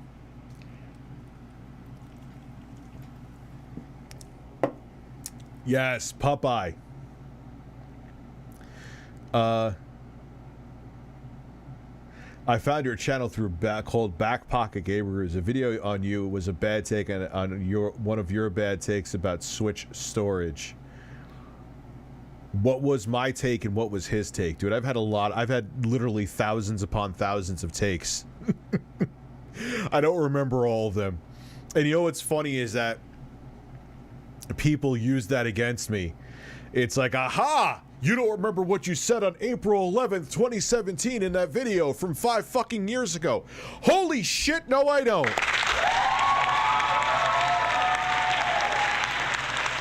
Wow! People do that with every fucking YouTuber that gotcha. Oh, Linus Sebastian said this about Intel on April 12th, 2014. And now he says this. And he doesn't remember it. That means he's a liar. Like, what the fuck are you talking about? Do you remember, to the people who do the gotcha shit, do you remember what you did on September 27th, 2016? Oh, no, you don't? Well, here's a nice big dose of shut the fuck up. Like, give me a fucking break. That's why whenever, like, you see people, they do that to, whether it be YouTubers or celebrities or politicians or whatever, always remember it's very simple to always take people who are in the public eye all the time and be like, aha, you don't remember you said this. That means you're a liar. I mean, then you could go by Bill Gates before, who looked really fucking guilty, but that's a different story. But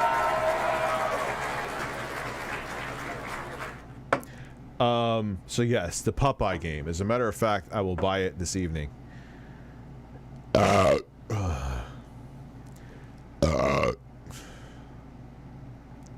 man, relief. God, that felt so good. Like the effervescence of carbonation that came out of my mouth hole. Go fuck yourself. You know what? Fuck you. Fuck you. Fuck you! How'd you do it, dog? Well, you said having expandable storage was bad, and he said you didn't know what you were talking about. I would have never said it was bad. What I said was that they did not have, the internal storage was laughably paltry, and they should have more. I gotta, dude, like I said, you're probably going back like 6 years or 5 years ago now. No, 4 or 5 years ago. SD cards.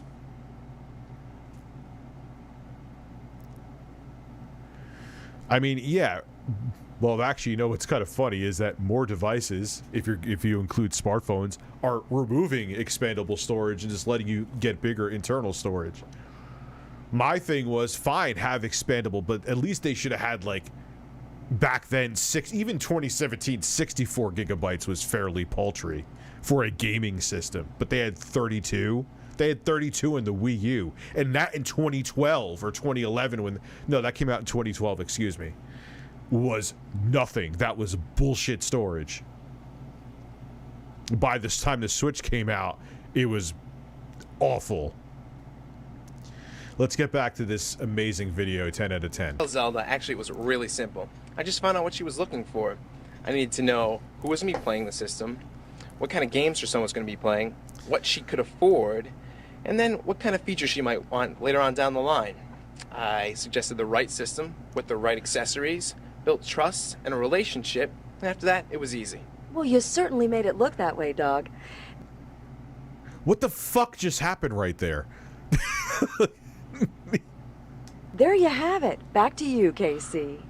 Oh, thank you, Zelda, and... Oh, well, thank you, Zelda. I'm actually a used car salesman, and I was hoping to become an actor, and this is my first gig.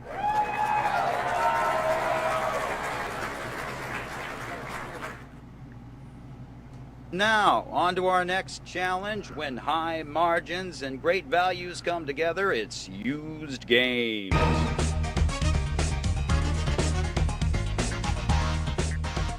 Hey, how's it going? Welcome to Game Crazy. What can I help you find? Do you guys have that new Madden 2004? Madden fan, huh? Madden, a Later. very popular title. It certainly is, Keith. Actually, yeah, I have it over here new, but you know what? I have it over there used for $10 less. Yeah, I don't know about you. It sounds sketchy. It could be broken. Well, no, you know, our used games play just as well as our new games, and they come with a 90-day guarantee. So if it doesn't play, you just bring it on back to me. Yeah, that's the thing that they always say at GameStop. I mean, they don't push the used games as much anymore because it's not as relevant to them now, but... Oh, yeah, you could just bring them up. But yeah, I'm like, the games are always fucking scratched again, so I always end up having to bring them fucking back. Can you say something good about sheep so I can quit my job and not do meetings and data charts? I want a goat farm. That's how it works, right? Yes. Just,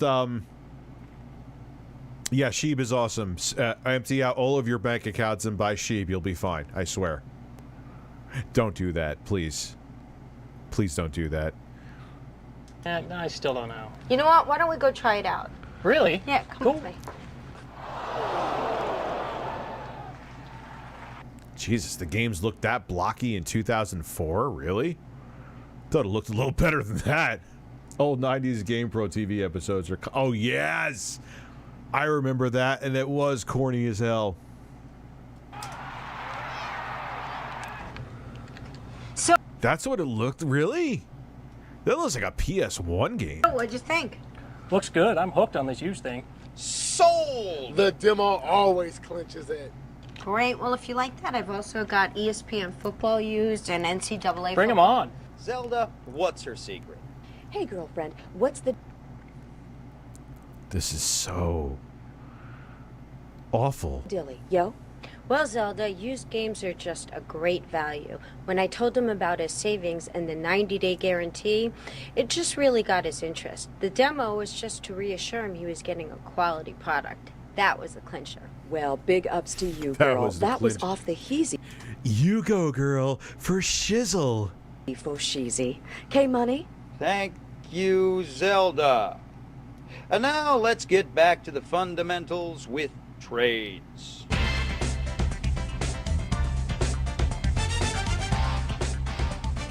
Okay, so one new copy of Ninja Gaiden. Bet you're gonna try to beat this today, huh? I usually like to buy a game when it's brand new, take it home and beat it. I usually buy my stuff over at Best Buy, but... My lips are so fucking dry all the time, and you would think I was sucking on, like, the Sandman's cock every day. I figured I'd give you guys a try.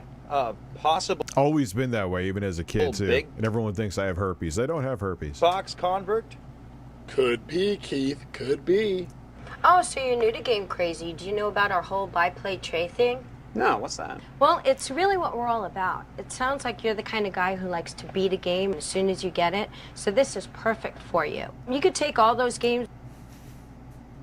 What the fuck? Why is he looking so... Oh, Jesus, man. Overacting is incredible. Overacting is more entertaining than good acting. That you've already beaten, trade them in for credit for anything else that you want. I mean, I can take the games I've got at home, bring them in, trade them in, and get new games for less? That's right. Yeah, that's not really a... Wait, whoa, hold on. So you take my shit and give me something back financially for it? No!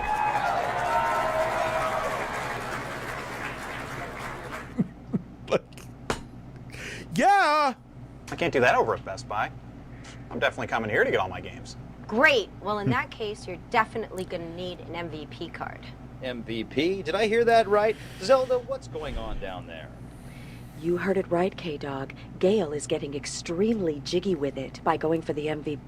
I saw a video on the reason why so many games have high storage. It's basically because of DLC and microtransactions. So Modern Warfare file size is largely fucking really? Send me that video. That's interesting. Let's see what happens. So what's the MVP card? Well, the MVP card is our membership card, and it's made for hardcore gamers. It'll save you some serious cash. How's that? She's gonna have to do the math for him. Well, you know all the old games that you have at home? You bring them in, and with an MVP card, you get 10% more value for your trade-ins, and then an additional 10% off anything that you want to buy in the store that's used. Okay, so how much is that gonna run me? Well, the MVP card is, it's about $20. Jesus, man, it makes me think like he's buying a $20,000 living room set. How much is this gonna run me? I have to mull this over with the wife. I don't know. Well, look, you're a serious gamer, so you're already going to spend a lot of cash here. And this way, as an MVP, you can buy more and play more.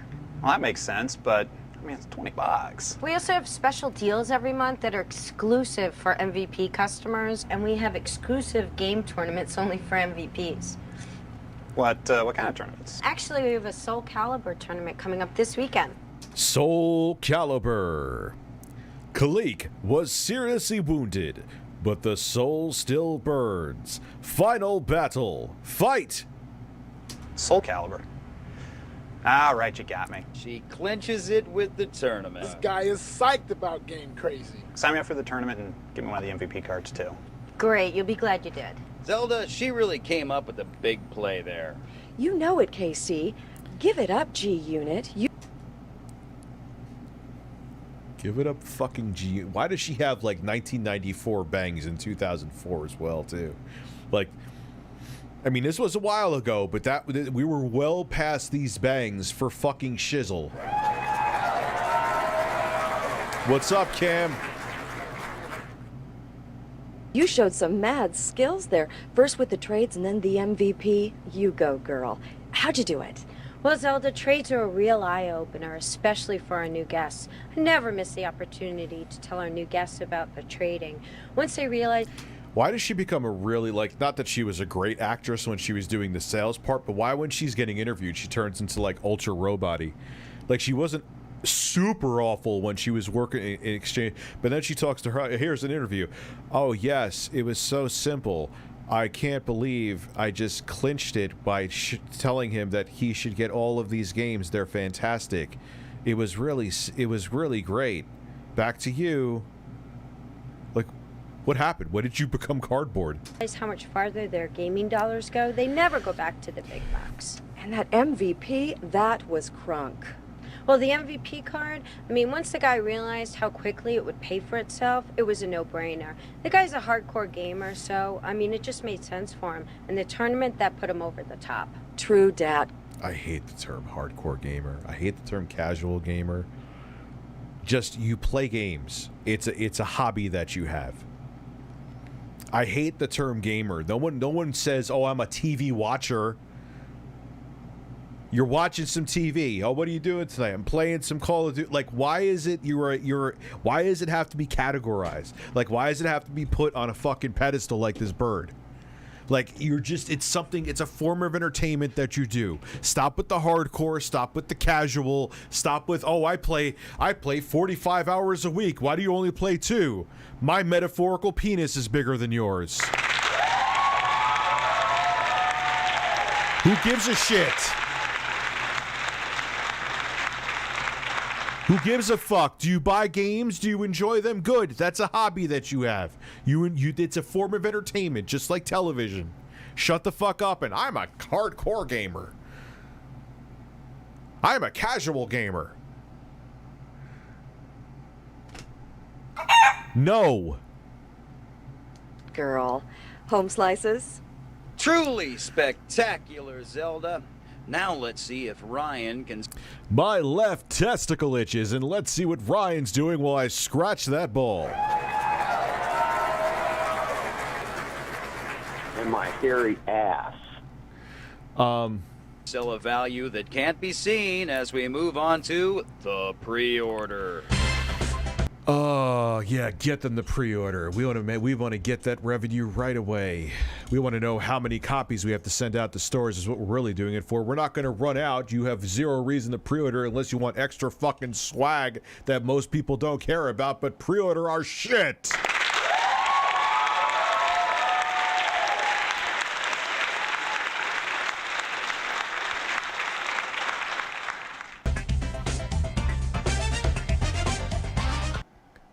Tara, hardcore gets.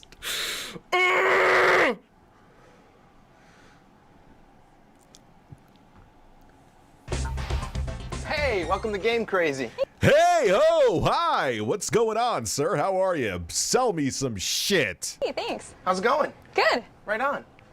You're a Final Fantasy fan, I see, by your shirt. Yeah, that's right. You guys have the new one yet? Oh, actually, it doesn't come out for a couple weeks yet, but you can pre-order it. I'm gonna get a shirt of the Atari game Beat 'em and Eat 'em and just walk around. Everyone's like, oh, hey, what video game is that? Oh, it's Beat 'em and Eat 'em. Oh, well, what are you doing that? Oh, what is that for you? Oh, it's for the Atari 2600. What is the premise of the game? Well, actually, there's dudes jerking off on top of a building, and the loads that they blow, women are trying to swallow their load, and they have to catch the sperm load that they shoot out of their penis. Great game, 10 out of 10, IGN.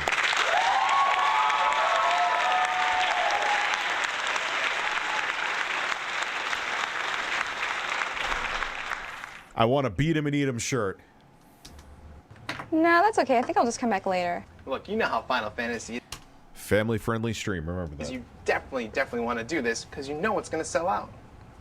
You're right. Final Fantasy does sell out pretty quickly. No. Even if it's wildly successful, millions of copies, you're always able to get one. Even physically, you're always able to get it nowadays. That's a lie. I think I'll... Maybe kind of not as much back then, but I don't know. All right, it's just $5 down, and we guarantee you one the day it comes out. Oh, I have to put money down? Yeah, but it's only $5. Actually, you're Tara, right? Yeah, that's right. Aren't you an MVP member? Yeah. He was way too excited about that. Oh, all right. What's your phone number? It's 555-4655.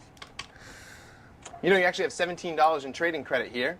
All we can do is take $5, roll it right onto Final Fantasy. I don't have Twitter, so the vid is called Why Games Are So Massive by Race Vic, okay? Why Games Are So Massive. That way you'll have it in your hands the day that it comes out. The trade credit, I didn't see that coming. A great call. That sealed the deal. Where did he come up with that? Great, let's...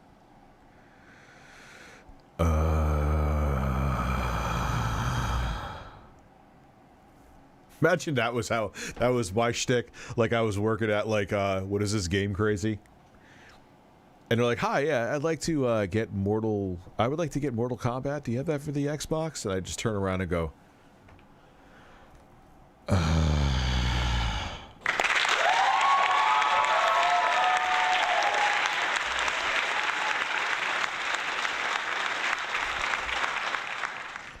yeah, sir, I wanted to see if you had a copy of Back 4 Blood and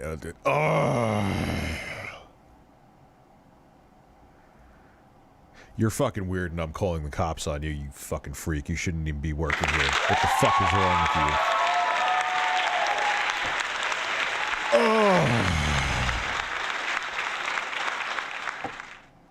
Let's do that. All right, and since you like Final Fantasy, we actually just got a copy of Kingdom Hearts traded in. You'll definitely be into this game if you like Final Fantasy. This looks pretty cool. I'll use this for the rest of my credit. All right. Right. Never goes that smooth. Joshua, thank you so much. I appreciate it. You're a great human being.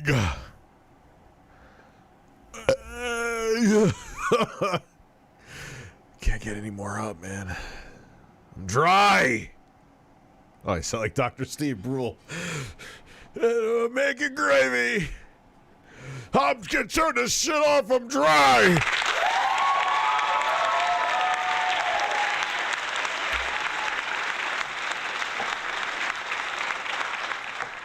Dog, that trade credit move was the bomb.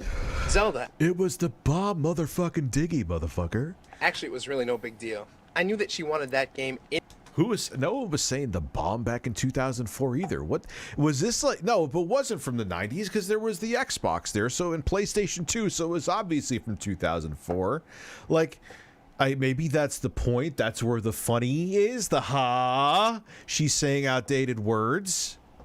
She's using the outdated hip words to try to make it like she's with it, but she's clearly not with it. Duh. In her hands the day that it came out.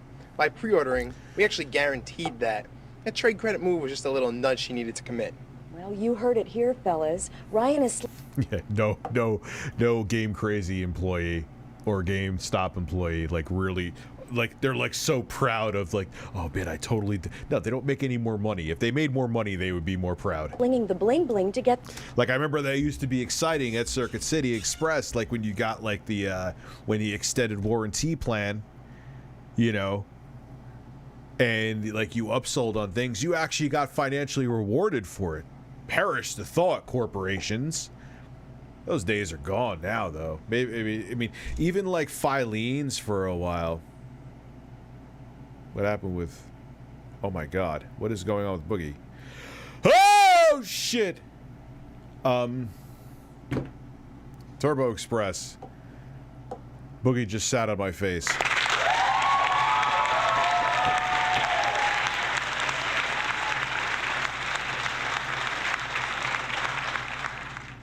You made me lose my train of thought, you son of a bitch. Let's continue.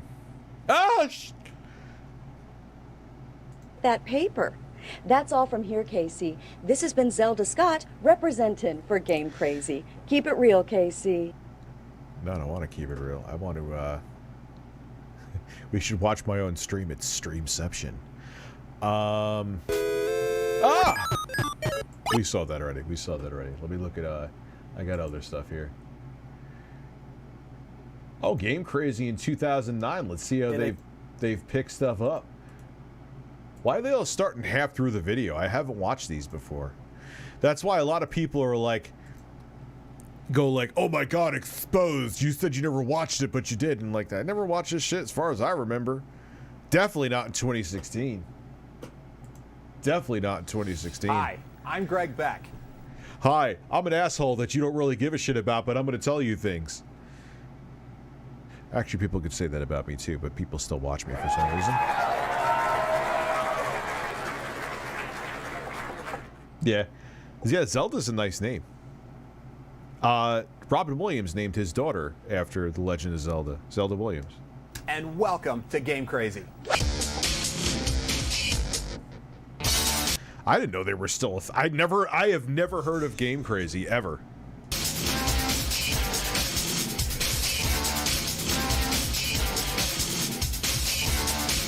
I can't watch those episodes. Copyright strikes, or copyright at least claim central.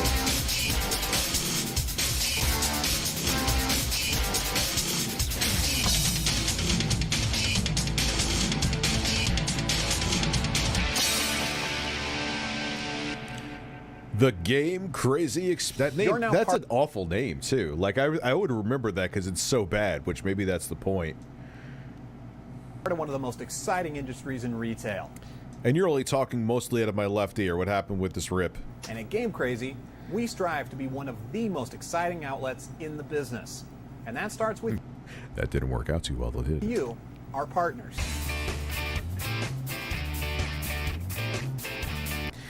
Oh, man.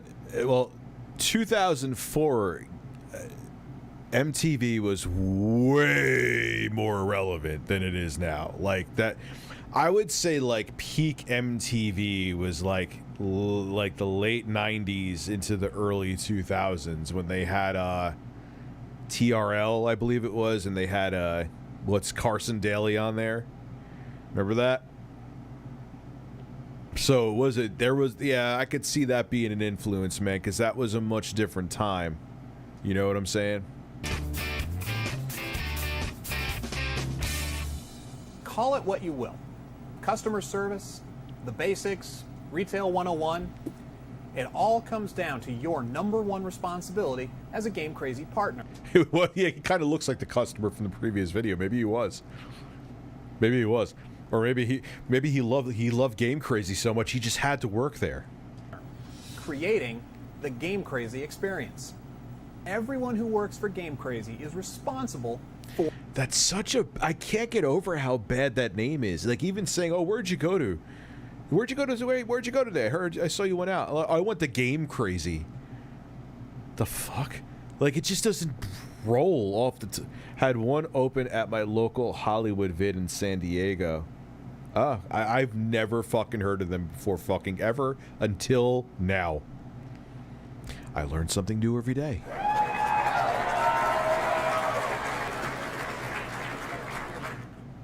For the experience. It's what sets Game Crazy apart from every other place to purchase video games. From the look of the store to... This is the VH1 era? Like the mid-2000s, you mean? It was... MTV was like the late... Yeah, I could see the VH1.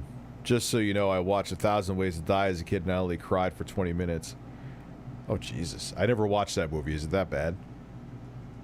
Your appearance. From the interactions with our guests to the... It's my fault. I was watching them at first, so there's where it left off. Ah, that's how it works. The energy in the store. It's all within your control. And it's what makes people come back to us for all their gaming needs. The product is alphabetized and it's organized, so guests can easily find the title they're looking for. Make sure to smear your balls on every game case so your customer gets the true feeling that you care for them.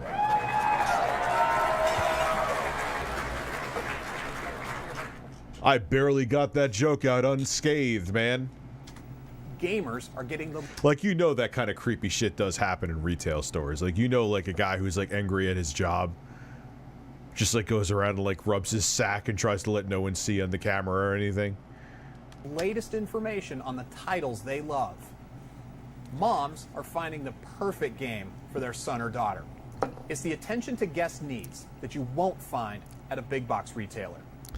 They don't have the time nor the expertise to offer.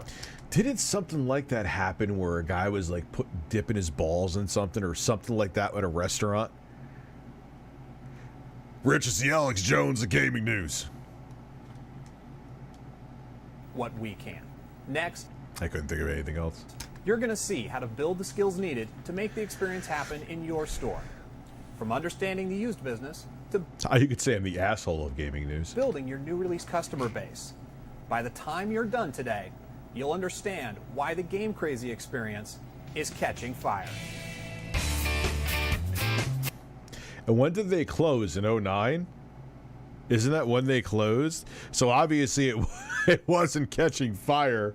I mean, I get, look, it's a corporate tape and they're trying to make it seem as upbeat as possible. Like they tried, I remember I worked for Radio Shack ages ago. They tried that back in the day in 2010.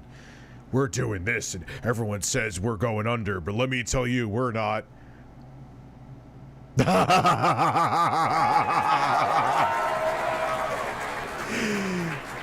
How'd that work out?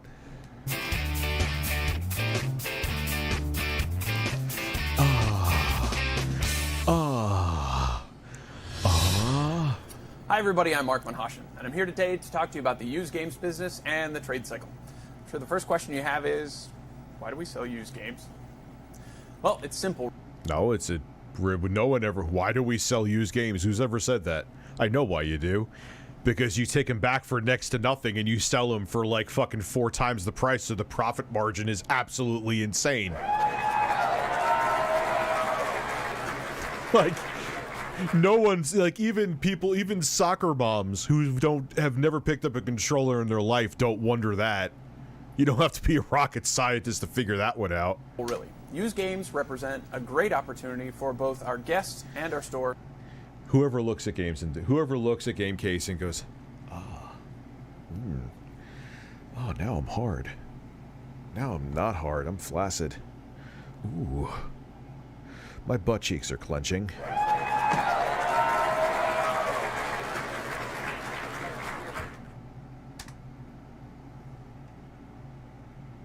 To win inside of the same transaction. Let me walk you through the math. On the surface, you'd think that you'd want to sell the $60 new game to put $60 in the till instead of $40. Second grade math says that's the right thing to do, but the trouble is, the company only gets to keep about $12 of that $60 in profit.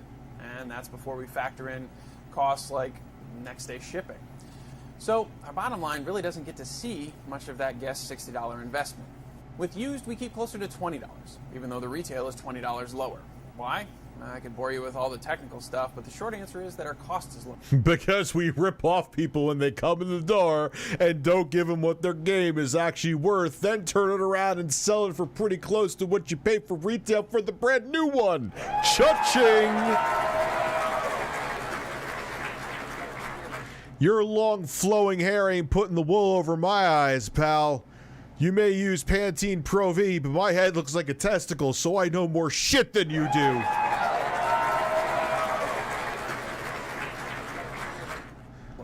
And there aren't shipping costs involved. What does it take to be great, then, at selling used games?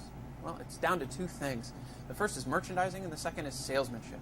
First, you have to make sure that your used games are cleanly displayed for your guests to pick up and look at. You need to make sure that they're in alphabetical order so that they're easy to find.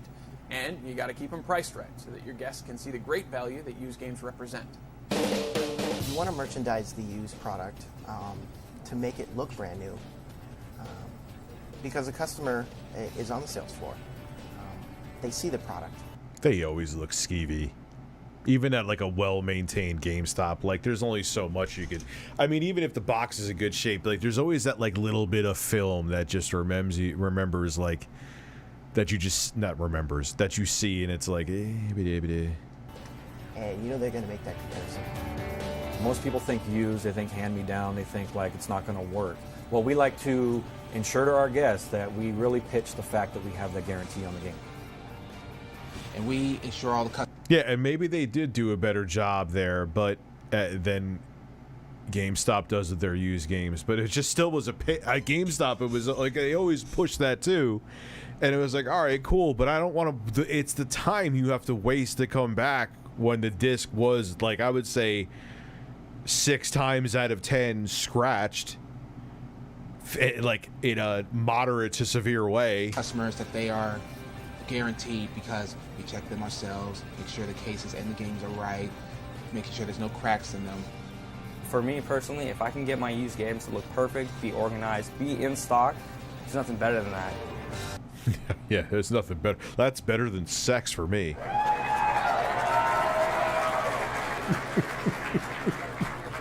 like, oh yeah, dude. What the fuck are you doing? What happened? Why are you in ecstasy? Oh, all the used games are organized. Oh, the used games.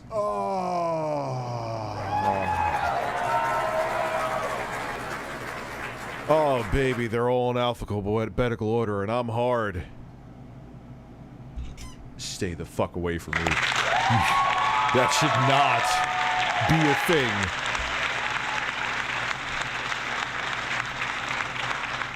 You got issues if a good used game section gives you a boner, pal. The second aspect is salesmanship. The value used games should help them sell themselves, but sometimes guests need a little extra reassurance. Talk to them about the 90-day quality guarantee that we offer against defects to reduce their fears that the game might not work when they get it home. If they still have doubts, let them try it out in the store on your interactive before they take it home, just so they can make doubly sure. That wired 360 controller, man, looks so dated now. Isn't that weird? There was a time where that was like, time flies. I let dude. them know that first thing, anytime you buy a used game, the guarantee is the most important. That TV's bezel is as thick as my ass too.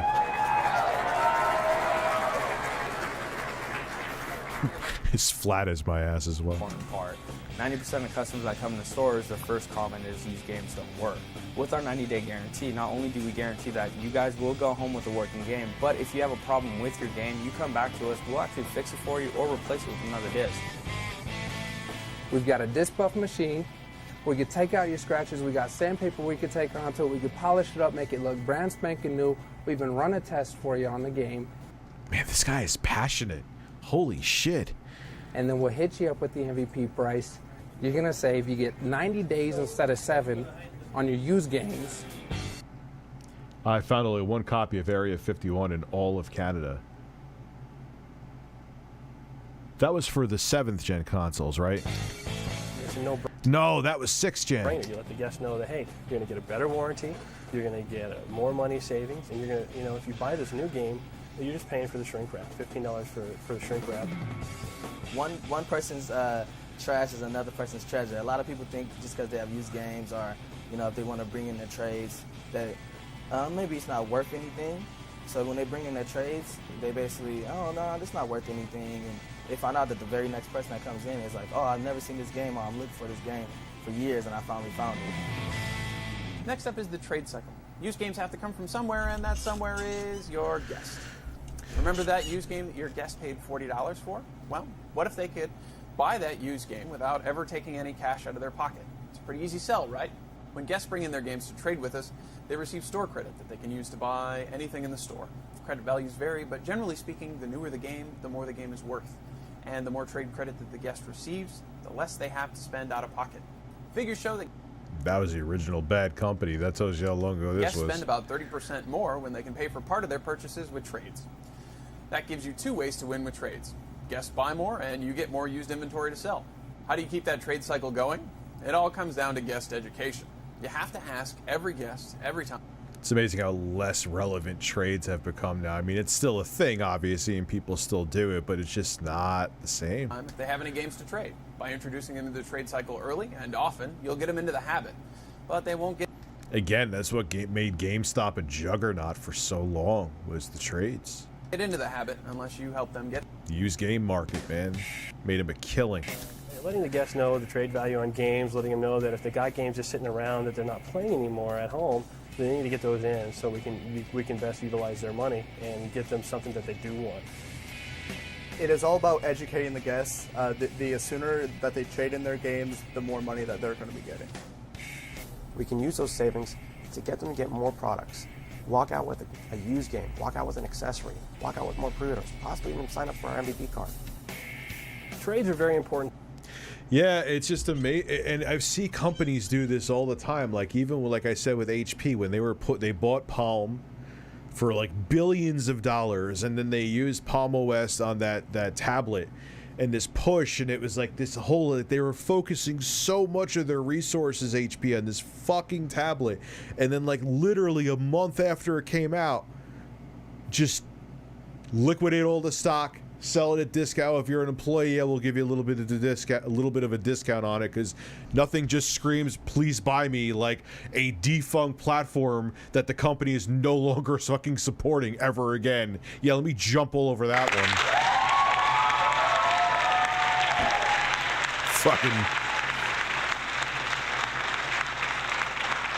Fucking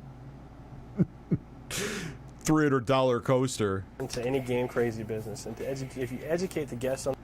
Why does it look like they're selling it? And yeah, what's with the Conti? What's with like the great background? Like it's like a bodega in a really bad area. One of the best At least in the ways to other do it is video, every time anyway. you sell a game, you let them know the trade value on that game as it stands right now. If you let them know the trade.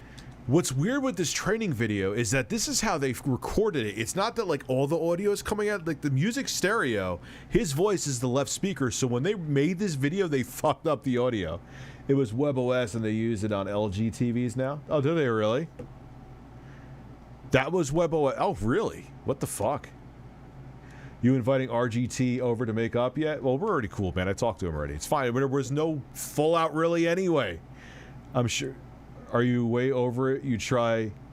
I have not tried Forza. If I have it downloaded, I haven't tried it yet. I thought it was out. It wasn't. They said you're too early.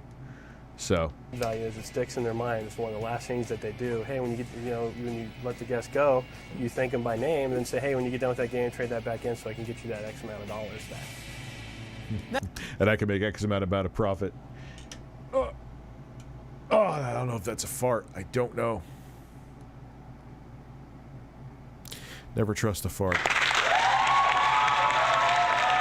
to our partners, these games are the biggest difference between us and our competition. But it's so... What's even weirder about that... Okay, I could see if it was like... Oh, there's that. It was deep and bassy. Thank you. They're recording different scenes, obviously, with different camera setups, so they all just had, like, in the music stereo and everything, so that they all have, like, all right, let's just do so... Was that, like, part of, like... Was that purposely done? It's really baffling me right now. Yeah, Forza does look lit. I'm not a big racing game guy either, but even though I did like Dirt 5 a little bit, though. I played a decent... Not decent amount, but enough of that. I gotta pee. Again, all this seltzer on an empty stomach is a thing. Just had a salad with chicken for dinner. Oh... I'll be right back.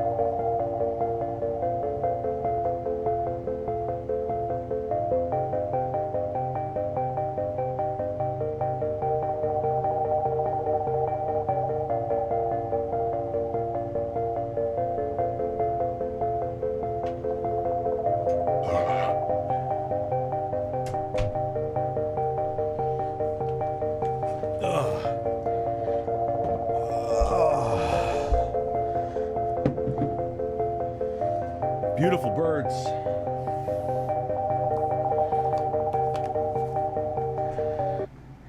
I have memories rummaging through a bin of N64 games at GameStop. Yeah, you would find some gems in those bins once in a while. You would. Oh, the camera's on. Big box retailers can't offer trades, and other specialty game retailers can't do it better than us. Well, especially when you have a lot to drink on. You didn't like all I had was a head chicken on the salad, but man, it just goes through your whole. And I had coffee too. Yeah, the music's fucking stereo. It's so baffling. Birds. Birds. Mark here to talk to you about the yeah, MVP god damn it, he's in another scene and now he's at the left speaker again. Program here at Game Crazy. So, we've talked a bit about why buying used games is great for both sides of the counter, and why trades are vitally important, both to our guests' pocketbook and to our store's profitability. The MVP card takes both of those great opportunities for our guests, and it turbocharges them. We know, too, that being an MVP card member is a little bit more than just having a card in your wallet. Remember, Medal of Honor of Airborne looked good visually at the time, but just played shitty. But how do you convince your guests that they want to join this club? It seems relatively easy. Guests get a 10% discount on their used games, which takes your low used prices and makes them even lower. And they get 10% extra value for trades. It seems like an easy sell, right? Well, that's because it is. But it's all in the way you explain it to your guests. The best way to educate the guests on the MVP program is just to tell them about it. Let them know that, hey, you walk in, this is what you can save. Show a visual on a game that's $49.99. Show them that they have an opportunity to save $5 on that game. And $5 is half the price of the MVP card alone. So, right there, the savings are there. If they get 2 games in an entire year, it's worthwhile. Just weird how much the industry has changed so fast. It was all right. I didn't really like it that much, though. Started playing Forza Horizon 5 on PC with Game Pass, and what a beautiful game it is. Getting Grandpa very excited. Do I have that one? Yes. You're getting Grandpa excited. I tell him the benefit of the MVP program. I tell him, bam, for a full year, you come into any of our Game Crazies, we're going to save you money off all our used games. Our Game Crazies. It just doesn't sound... Oh, God, it's such a... But probably when they first made the company, it was like, hey, games are for kids. They like crazy things, so Game Crazy. That name makes me want to have a bowel movement.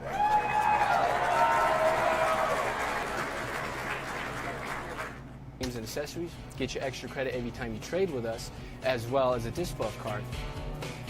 Customer comes in, wants to pick up a brand new game of Uncharted for the PS3.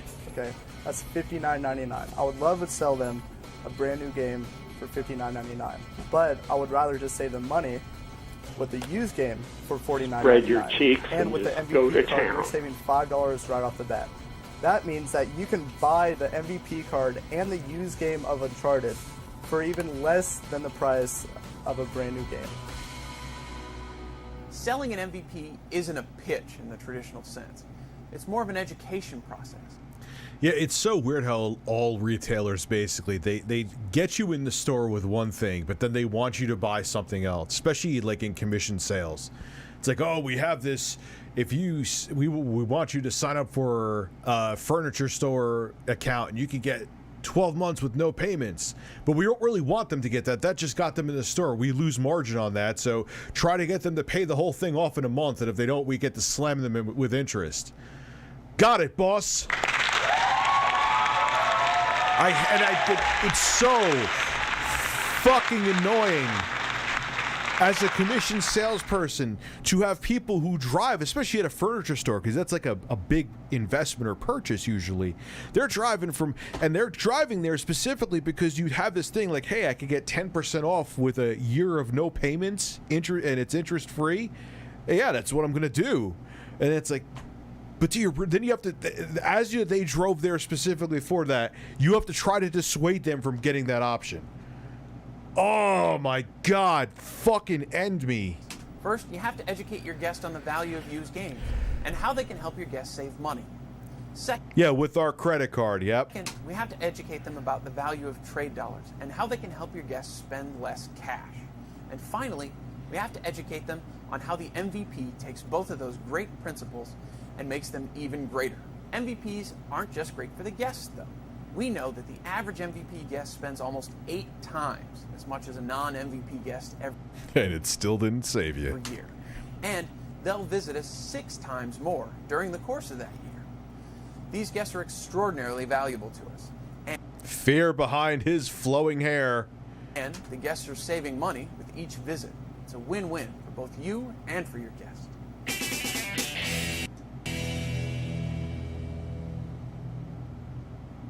Sure, you'll hear objections. It comes with the job, but it's how you overcome these objections that will determine how successful you are at saving your guests money by selling them MVP cards. The secret to the perfect MVP transaction is just simple. It's all about excitement. If you walk up to a customer and you're like, hey, how's it going? You want to buy the MVP? I tell you, I cannot tell you how many customers will take that attitude and they'll take it for their own. They'll utilize it and they'll just be like, oh, no, I'm good. Well, that's all sales. That's all sales. You always, and that is true, pushing all this corny shit aside, is that people are buying you. Like, you may have the perfect product for them, but if they think you're a dick, they won't buy it. If you go up, hey man, how's it going? Let me tell you about this program. You're going to love it.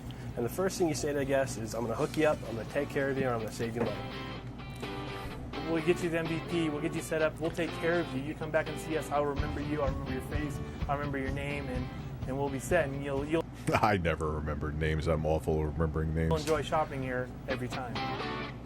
Personally, for me, when you come into a Game Crazy store, we make you feel like one of our friends, the people that we care about. So when you come in and we're offering you something, it's not because we're trying to get you to buy something extra, it's because we're trying to save you the money in the long run, where you can count on us to provide you what you need, especially with our MVP program.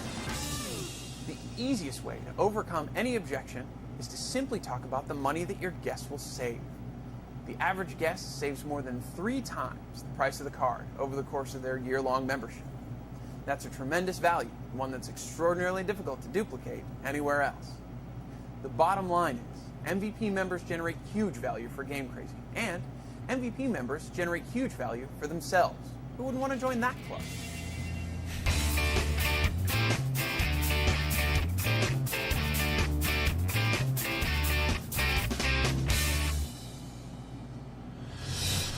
Hey everybody, Mark here. We know, Mark. We've been talking to you for a while. Do you know one great way to guarantee a guest will come back to your store? When a guest pre-orders a game from Game Crazy, they're committing their purchase to you. And by securing these purchases, you Yeah, Uncharted's cheap now. I already did a spread your cheeks. I'll do another one though. Spread your cheeks and just go to town. help more than just that one guest. The Game Crazy buyers use active pre-order numbers to determine how many copies we're going to buy of that game and how many we'll send to your store. So what's an active pre-order? Simple. It's the total number of pre-orders minus redemptions before release. We know that guests change their minds and we take that into account. But for every active pre-order that you have, we'll send you about 1.5 pieces of product. Imagine like just someone came on the set like the other sales guy from the other cheesy ass video. He's like, man, your hair is flowing. And he was just like, wait, what? Just want to tell you that. I'm sorry. You have nice hair. You're welcome. So not only do your pre-order guests win, so do your walk-in guests. The more active pre-orders you have, the more games you'll have for your other guests.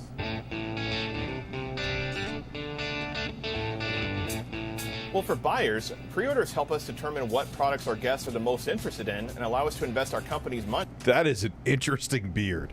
That looks like the beard from a Oblivion NPC. That looks like you're setting up your NPC in Skyrim. Into those titles. Purchasing is just like managing a checkbook ledger. You have a fine... Like, I look like a thumb without a beard. I'll be the first to admit it. Like, this guy is a thumb with a beard in disguise. This guy is a next level thumb. Like... finite amount of money to work with, and you have to be smart when it comes to prioritizing your spending. We have found the real thumb. Purchasing too much of the wrong things ties up money that could have been used to He looks like a mix of John Lennon and Elton John. I don't know about that. He looks like a thumb. purchase more of the right things. Because stores only have a finite amount of space to display product, sending too much or too little of any product provides unnecessary challenges to that store. Pre-orders are the key to finding the right balance. That's what it's really all about. A pre-order doesn't mean that it okay, sure, it guarantees a copy, but you don't need like pre-order. You could go any day a game is released. I guarantee you could find a copy. You know? So, pre-orders help the buyers make better choices. But how can you make sure That's so not true, especially now. Oh, okay. that This you and guy. your This store guy. get more of the product you need to satisfy your guests' needs? A pre-order designates a guest's intent to make a purchase.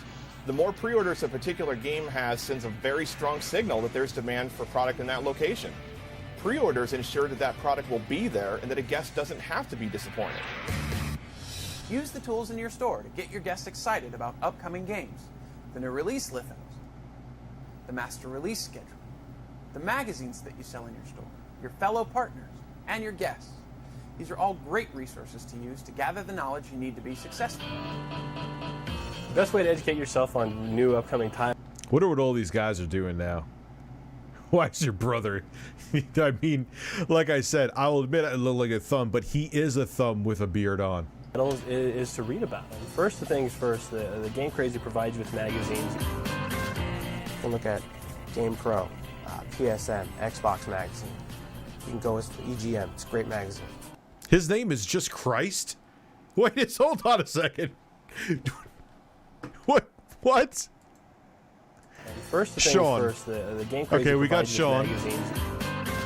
You can look at Okay, they're just showing first names. Okay. Game Pro, PSN, Xbox Magazine. You can go with EGM. It's a great magazine. PlayStation Magazine, official Xbox Magazine, Game Pro. There's tons of online sites. I mean, it's just a really good time to be a gamer.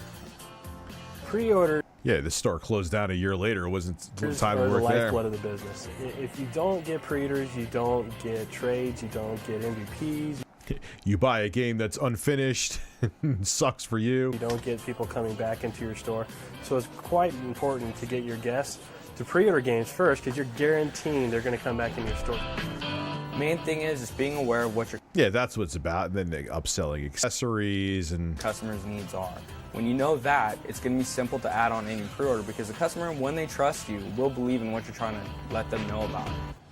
Pre-orders drive many aspects of your business, from new releases, to trade, to used. It's in your hands, and it just takes $5 down to make it happen.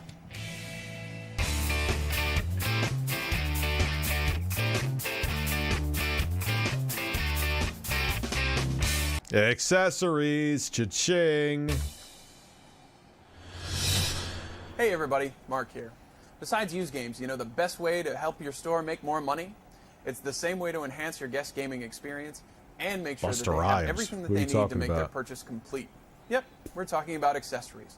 Gone are the days of game systems coming with everything in the box that they need to get fired up right away. There are just too many choices in guest. Look at those component cables for all your component. And they always sold like those. I remember GameStop used to sell those really bad like component or composite switch boxes that always had fucking noise on the screen. Have too many different needs, but that's where you come in. Some guests need extra controllers so that the whole family can play. Some guests need an extra memory card so that they can take their football team over to a buddy's house for the big game. But no matter what they need, you can ask the right questions to make sure that your guests make the right choice. So, how do you know what the right questions are to ask? It's as simple as just asking questions. You know, you start the dialogue. Dude, I played the fuck Lyoko out of SOCOM 2. I remember, because that's when I was kind of going in and out of video games. I always talk about that was my video game hiatus, but I did have like PS2 on and off, had an Xbox on and off. But that was one of the times where there was like a month straight I played because playing online, even though I was out of video games, like was so mind-blowing to me. Like, oh my god, I'm actually playing with real people on like in the other side of the country or planet. So I played a bunch of SOCOM 2, like until like 3 o'clock in the morning every time I got off work. That was a much different time. With them, and they pretty much will let you know their environment and how they play. Just ask them questions, whether they're playing Xbox Live, whether they're playing Sony online, if they have the Wii, play online on the Wii, or whether they're just going to go home. Playing online with the Wii, they're not playing online with the Wii unless it's like Mario Kart, and that's pretty much it.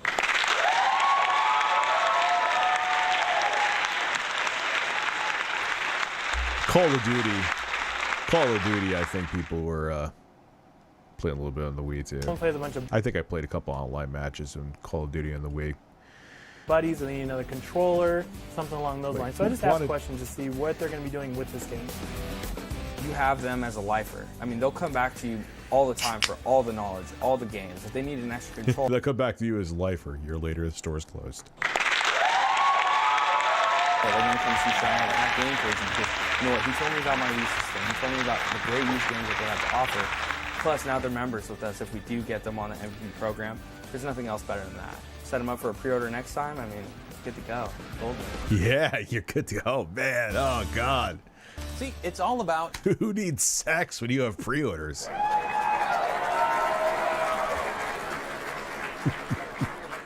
education. Once a guest understands why a second controller, or a strategy guide, or a memory card helps them have more fun when they play, the rest is easy.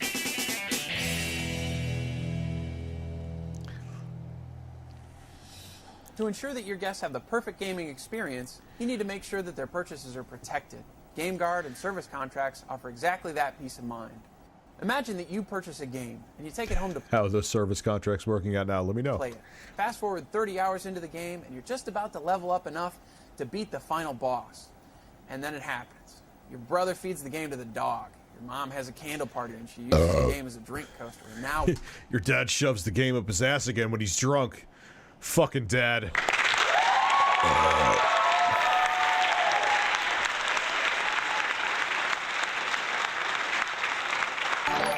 Chaos has become a member.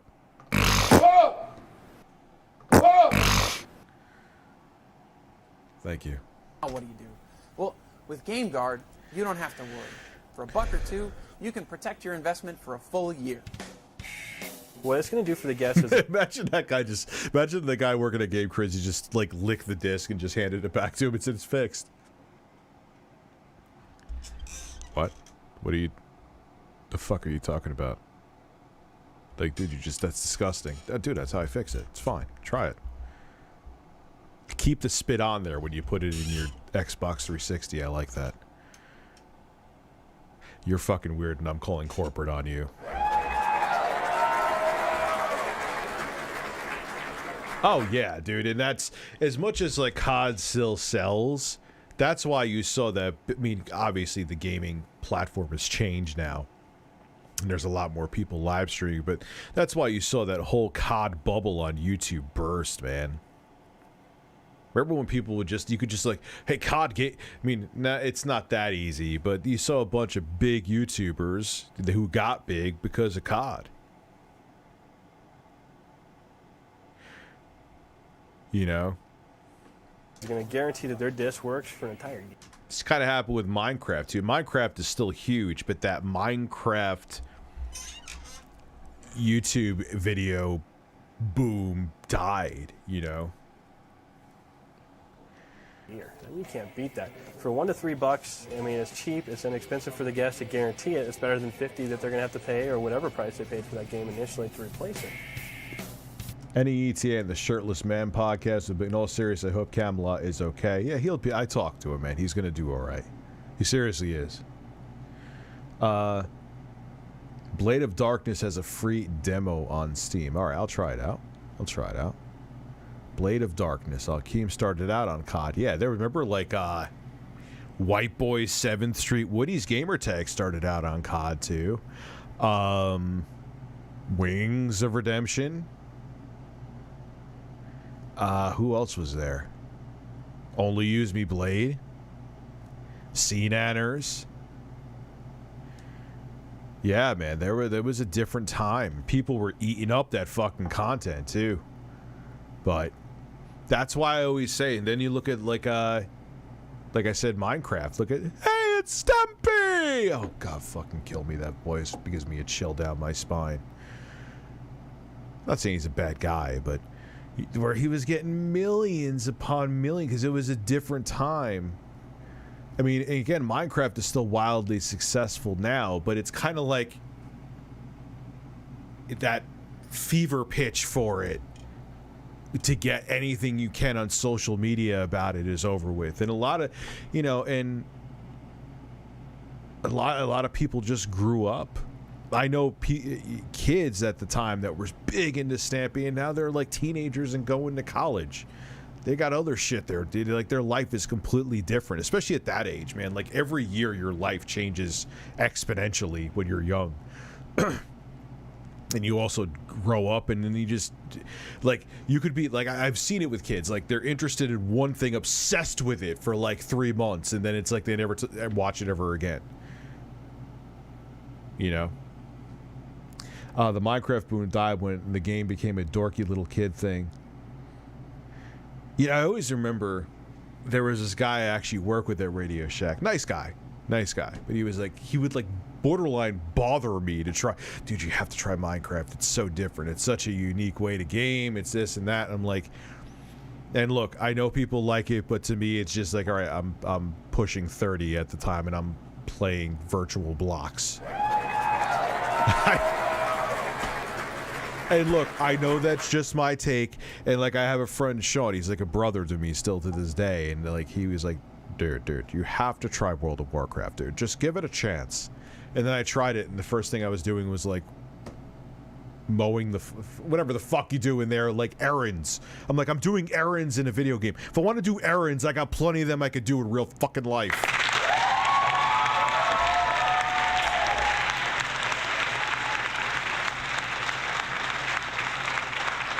But I remember you tried to be like, I'm like, yeah, this is not my thing. I'm not into this. Sorry. If you have fun, bless your heart, but I want to shoot someone in the face in a video game instead. That's just me. Let me know if anything happens, if they break it, scratch it, didn't chew on it. They bring it in, we get you another copy. What about if I shit on it, sir? If I take a dump on that disc, are you going to replace it?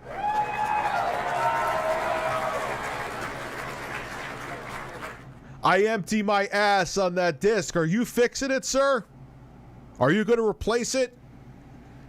Dad's coming in with a turd on his Call of Duty Vanguard disc. Are you going to replace? Oh, you're not even open, so you ain't going to do shit.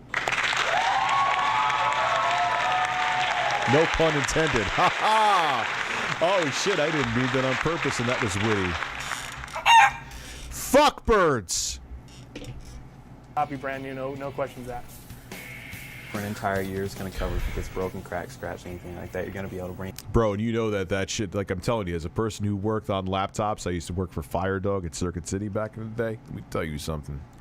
Man, I have probably touched more people's cum than I want to know. Bro, let me tell you something right now. There was porn on so many fucking computers. So of course, what do you think? Why is the porn there? What are they doing? Are they just sitting there going, this is some great porn? No, they're jerking off. They're jerking off. I mean, you'd wipe them down, man. Like, I'd wipe them with disinfectant wipes and shit, but you don't know. Why do you cum? Literally, I probably was touching cum without even realizing it. I would say 60 to 70% of the computers that I worked on, I always, there was porn. Bring it back into the store and get your game replaced. Plus, you don't drive a car without insurance, so why would you do the same with a game? Because an automobile is a piece of machine that you need to be protected and could, God forbid, end someone's life for your own. I don't know what the fuck you're doing with your games that it could be life-threatening, but stop.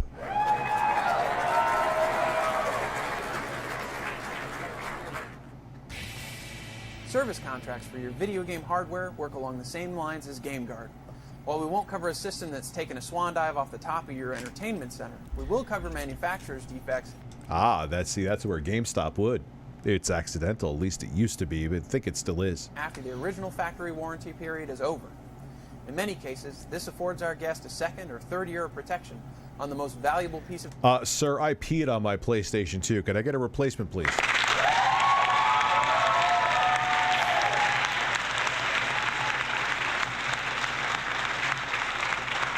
Sir, no, but I need to know why and how the fuck did you piss on your PlayStation 2? I wanted to and don't ask questions.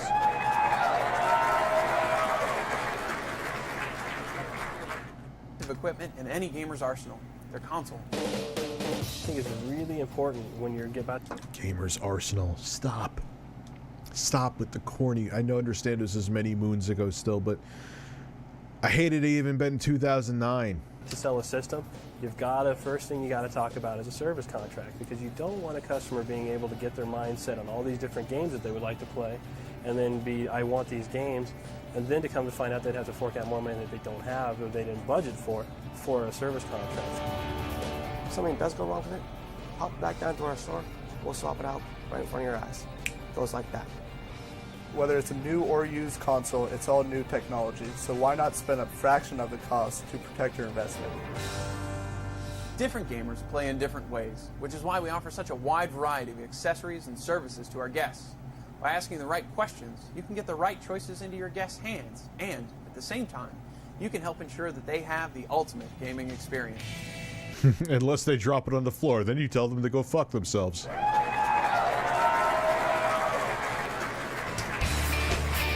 Oh, God.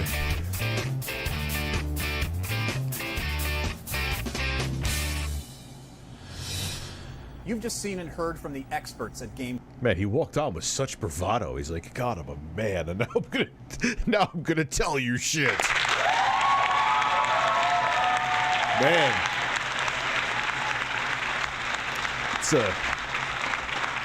It's a strut of an alpha male there, Greg Beck.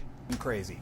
Their message is all about the tools you have to deliver great service, provide added value, and build loyal guests who want the Game Crazy experience.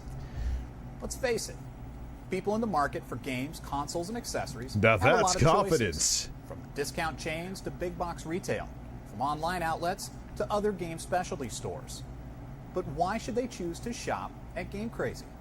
Better yet, why should they choose to shop with... Better yet, why do we have such shitty editors at a major corporation? That's probably why we're partially out of business. The audio issues in this video are surreal and they're weird. As you've seen today, we have a selection What half-drunk chimp do they have editing this in fucking Premiere? of programs and services that are easy to sell, that benefit the guest, and that give us our niche in the game marketplace that helps define the Game Crazy brand. But at the end of the day, the true Game Crazy experience is defined. At the end of the day, you're an asshole and you'll be unemployed in less than a year. Good luck. Hope you enjoyed all the waste of time training.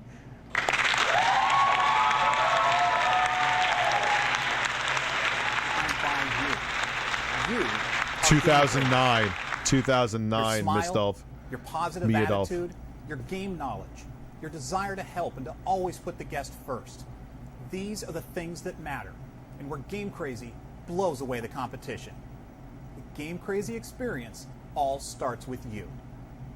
Thanks for your time, and thanks for watching. No, thank you.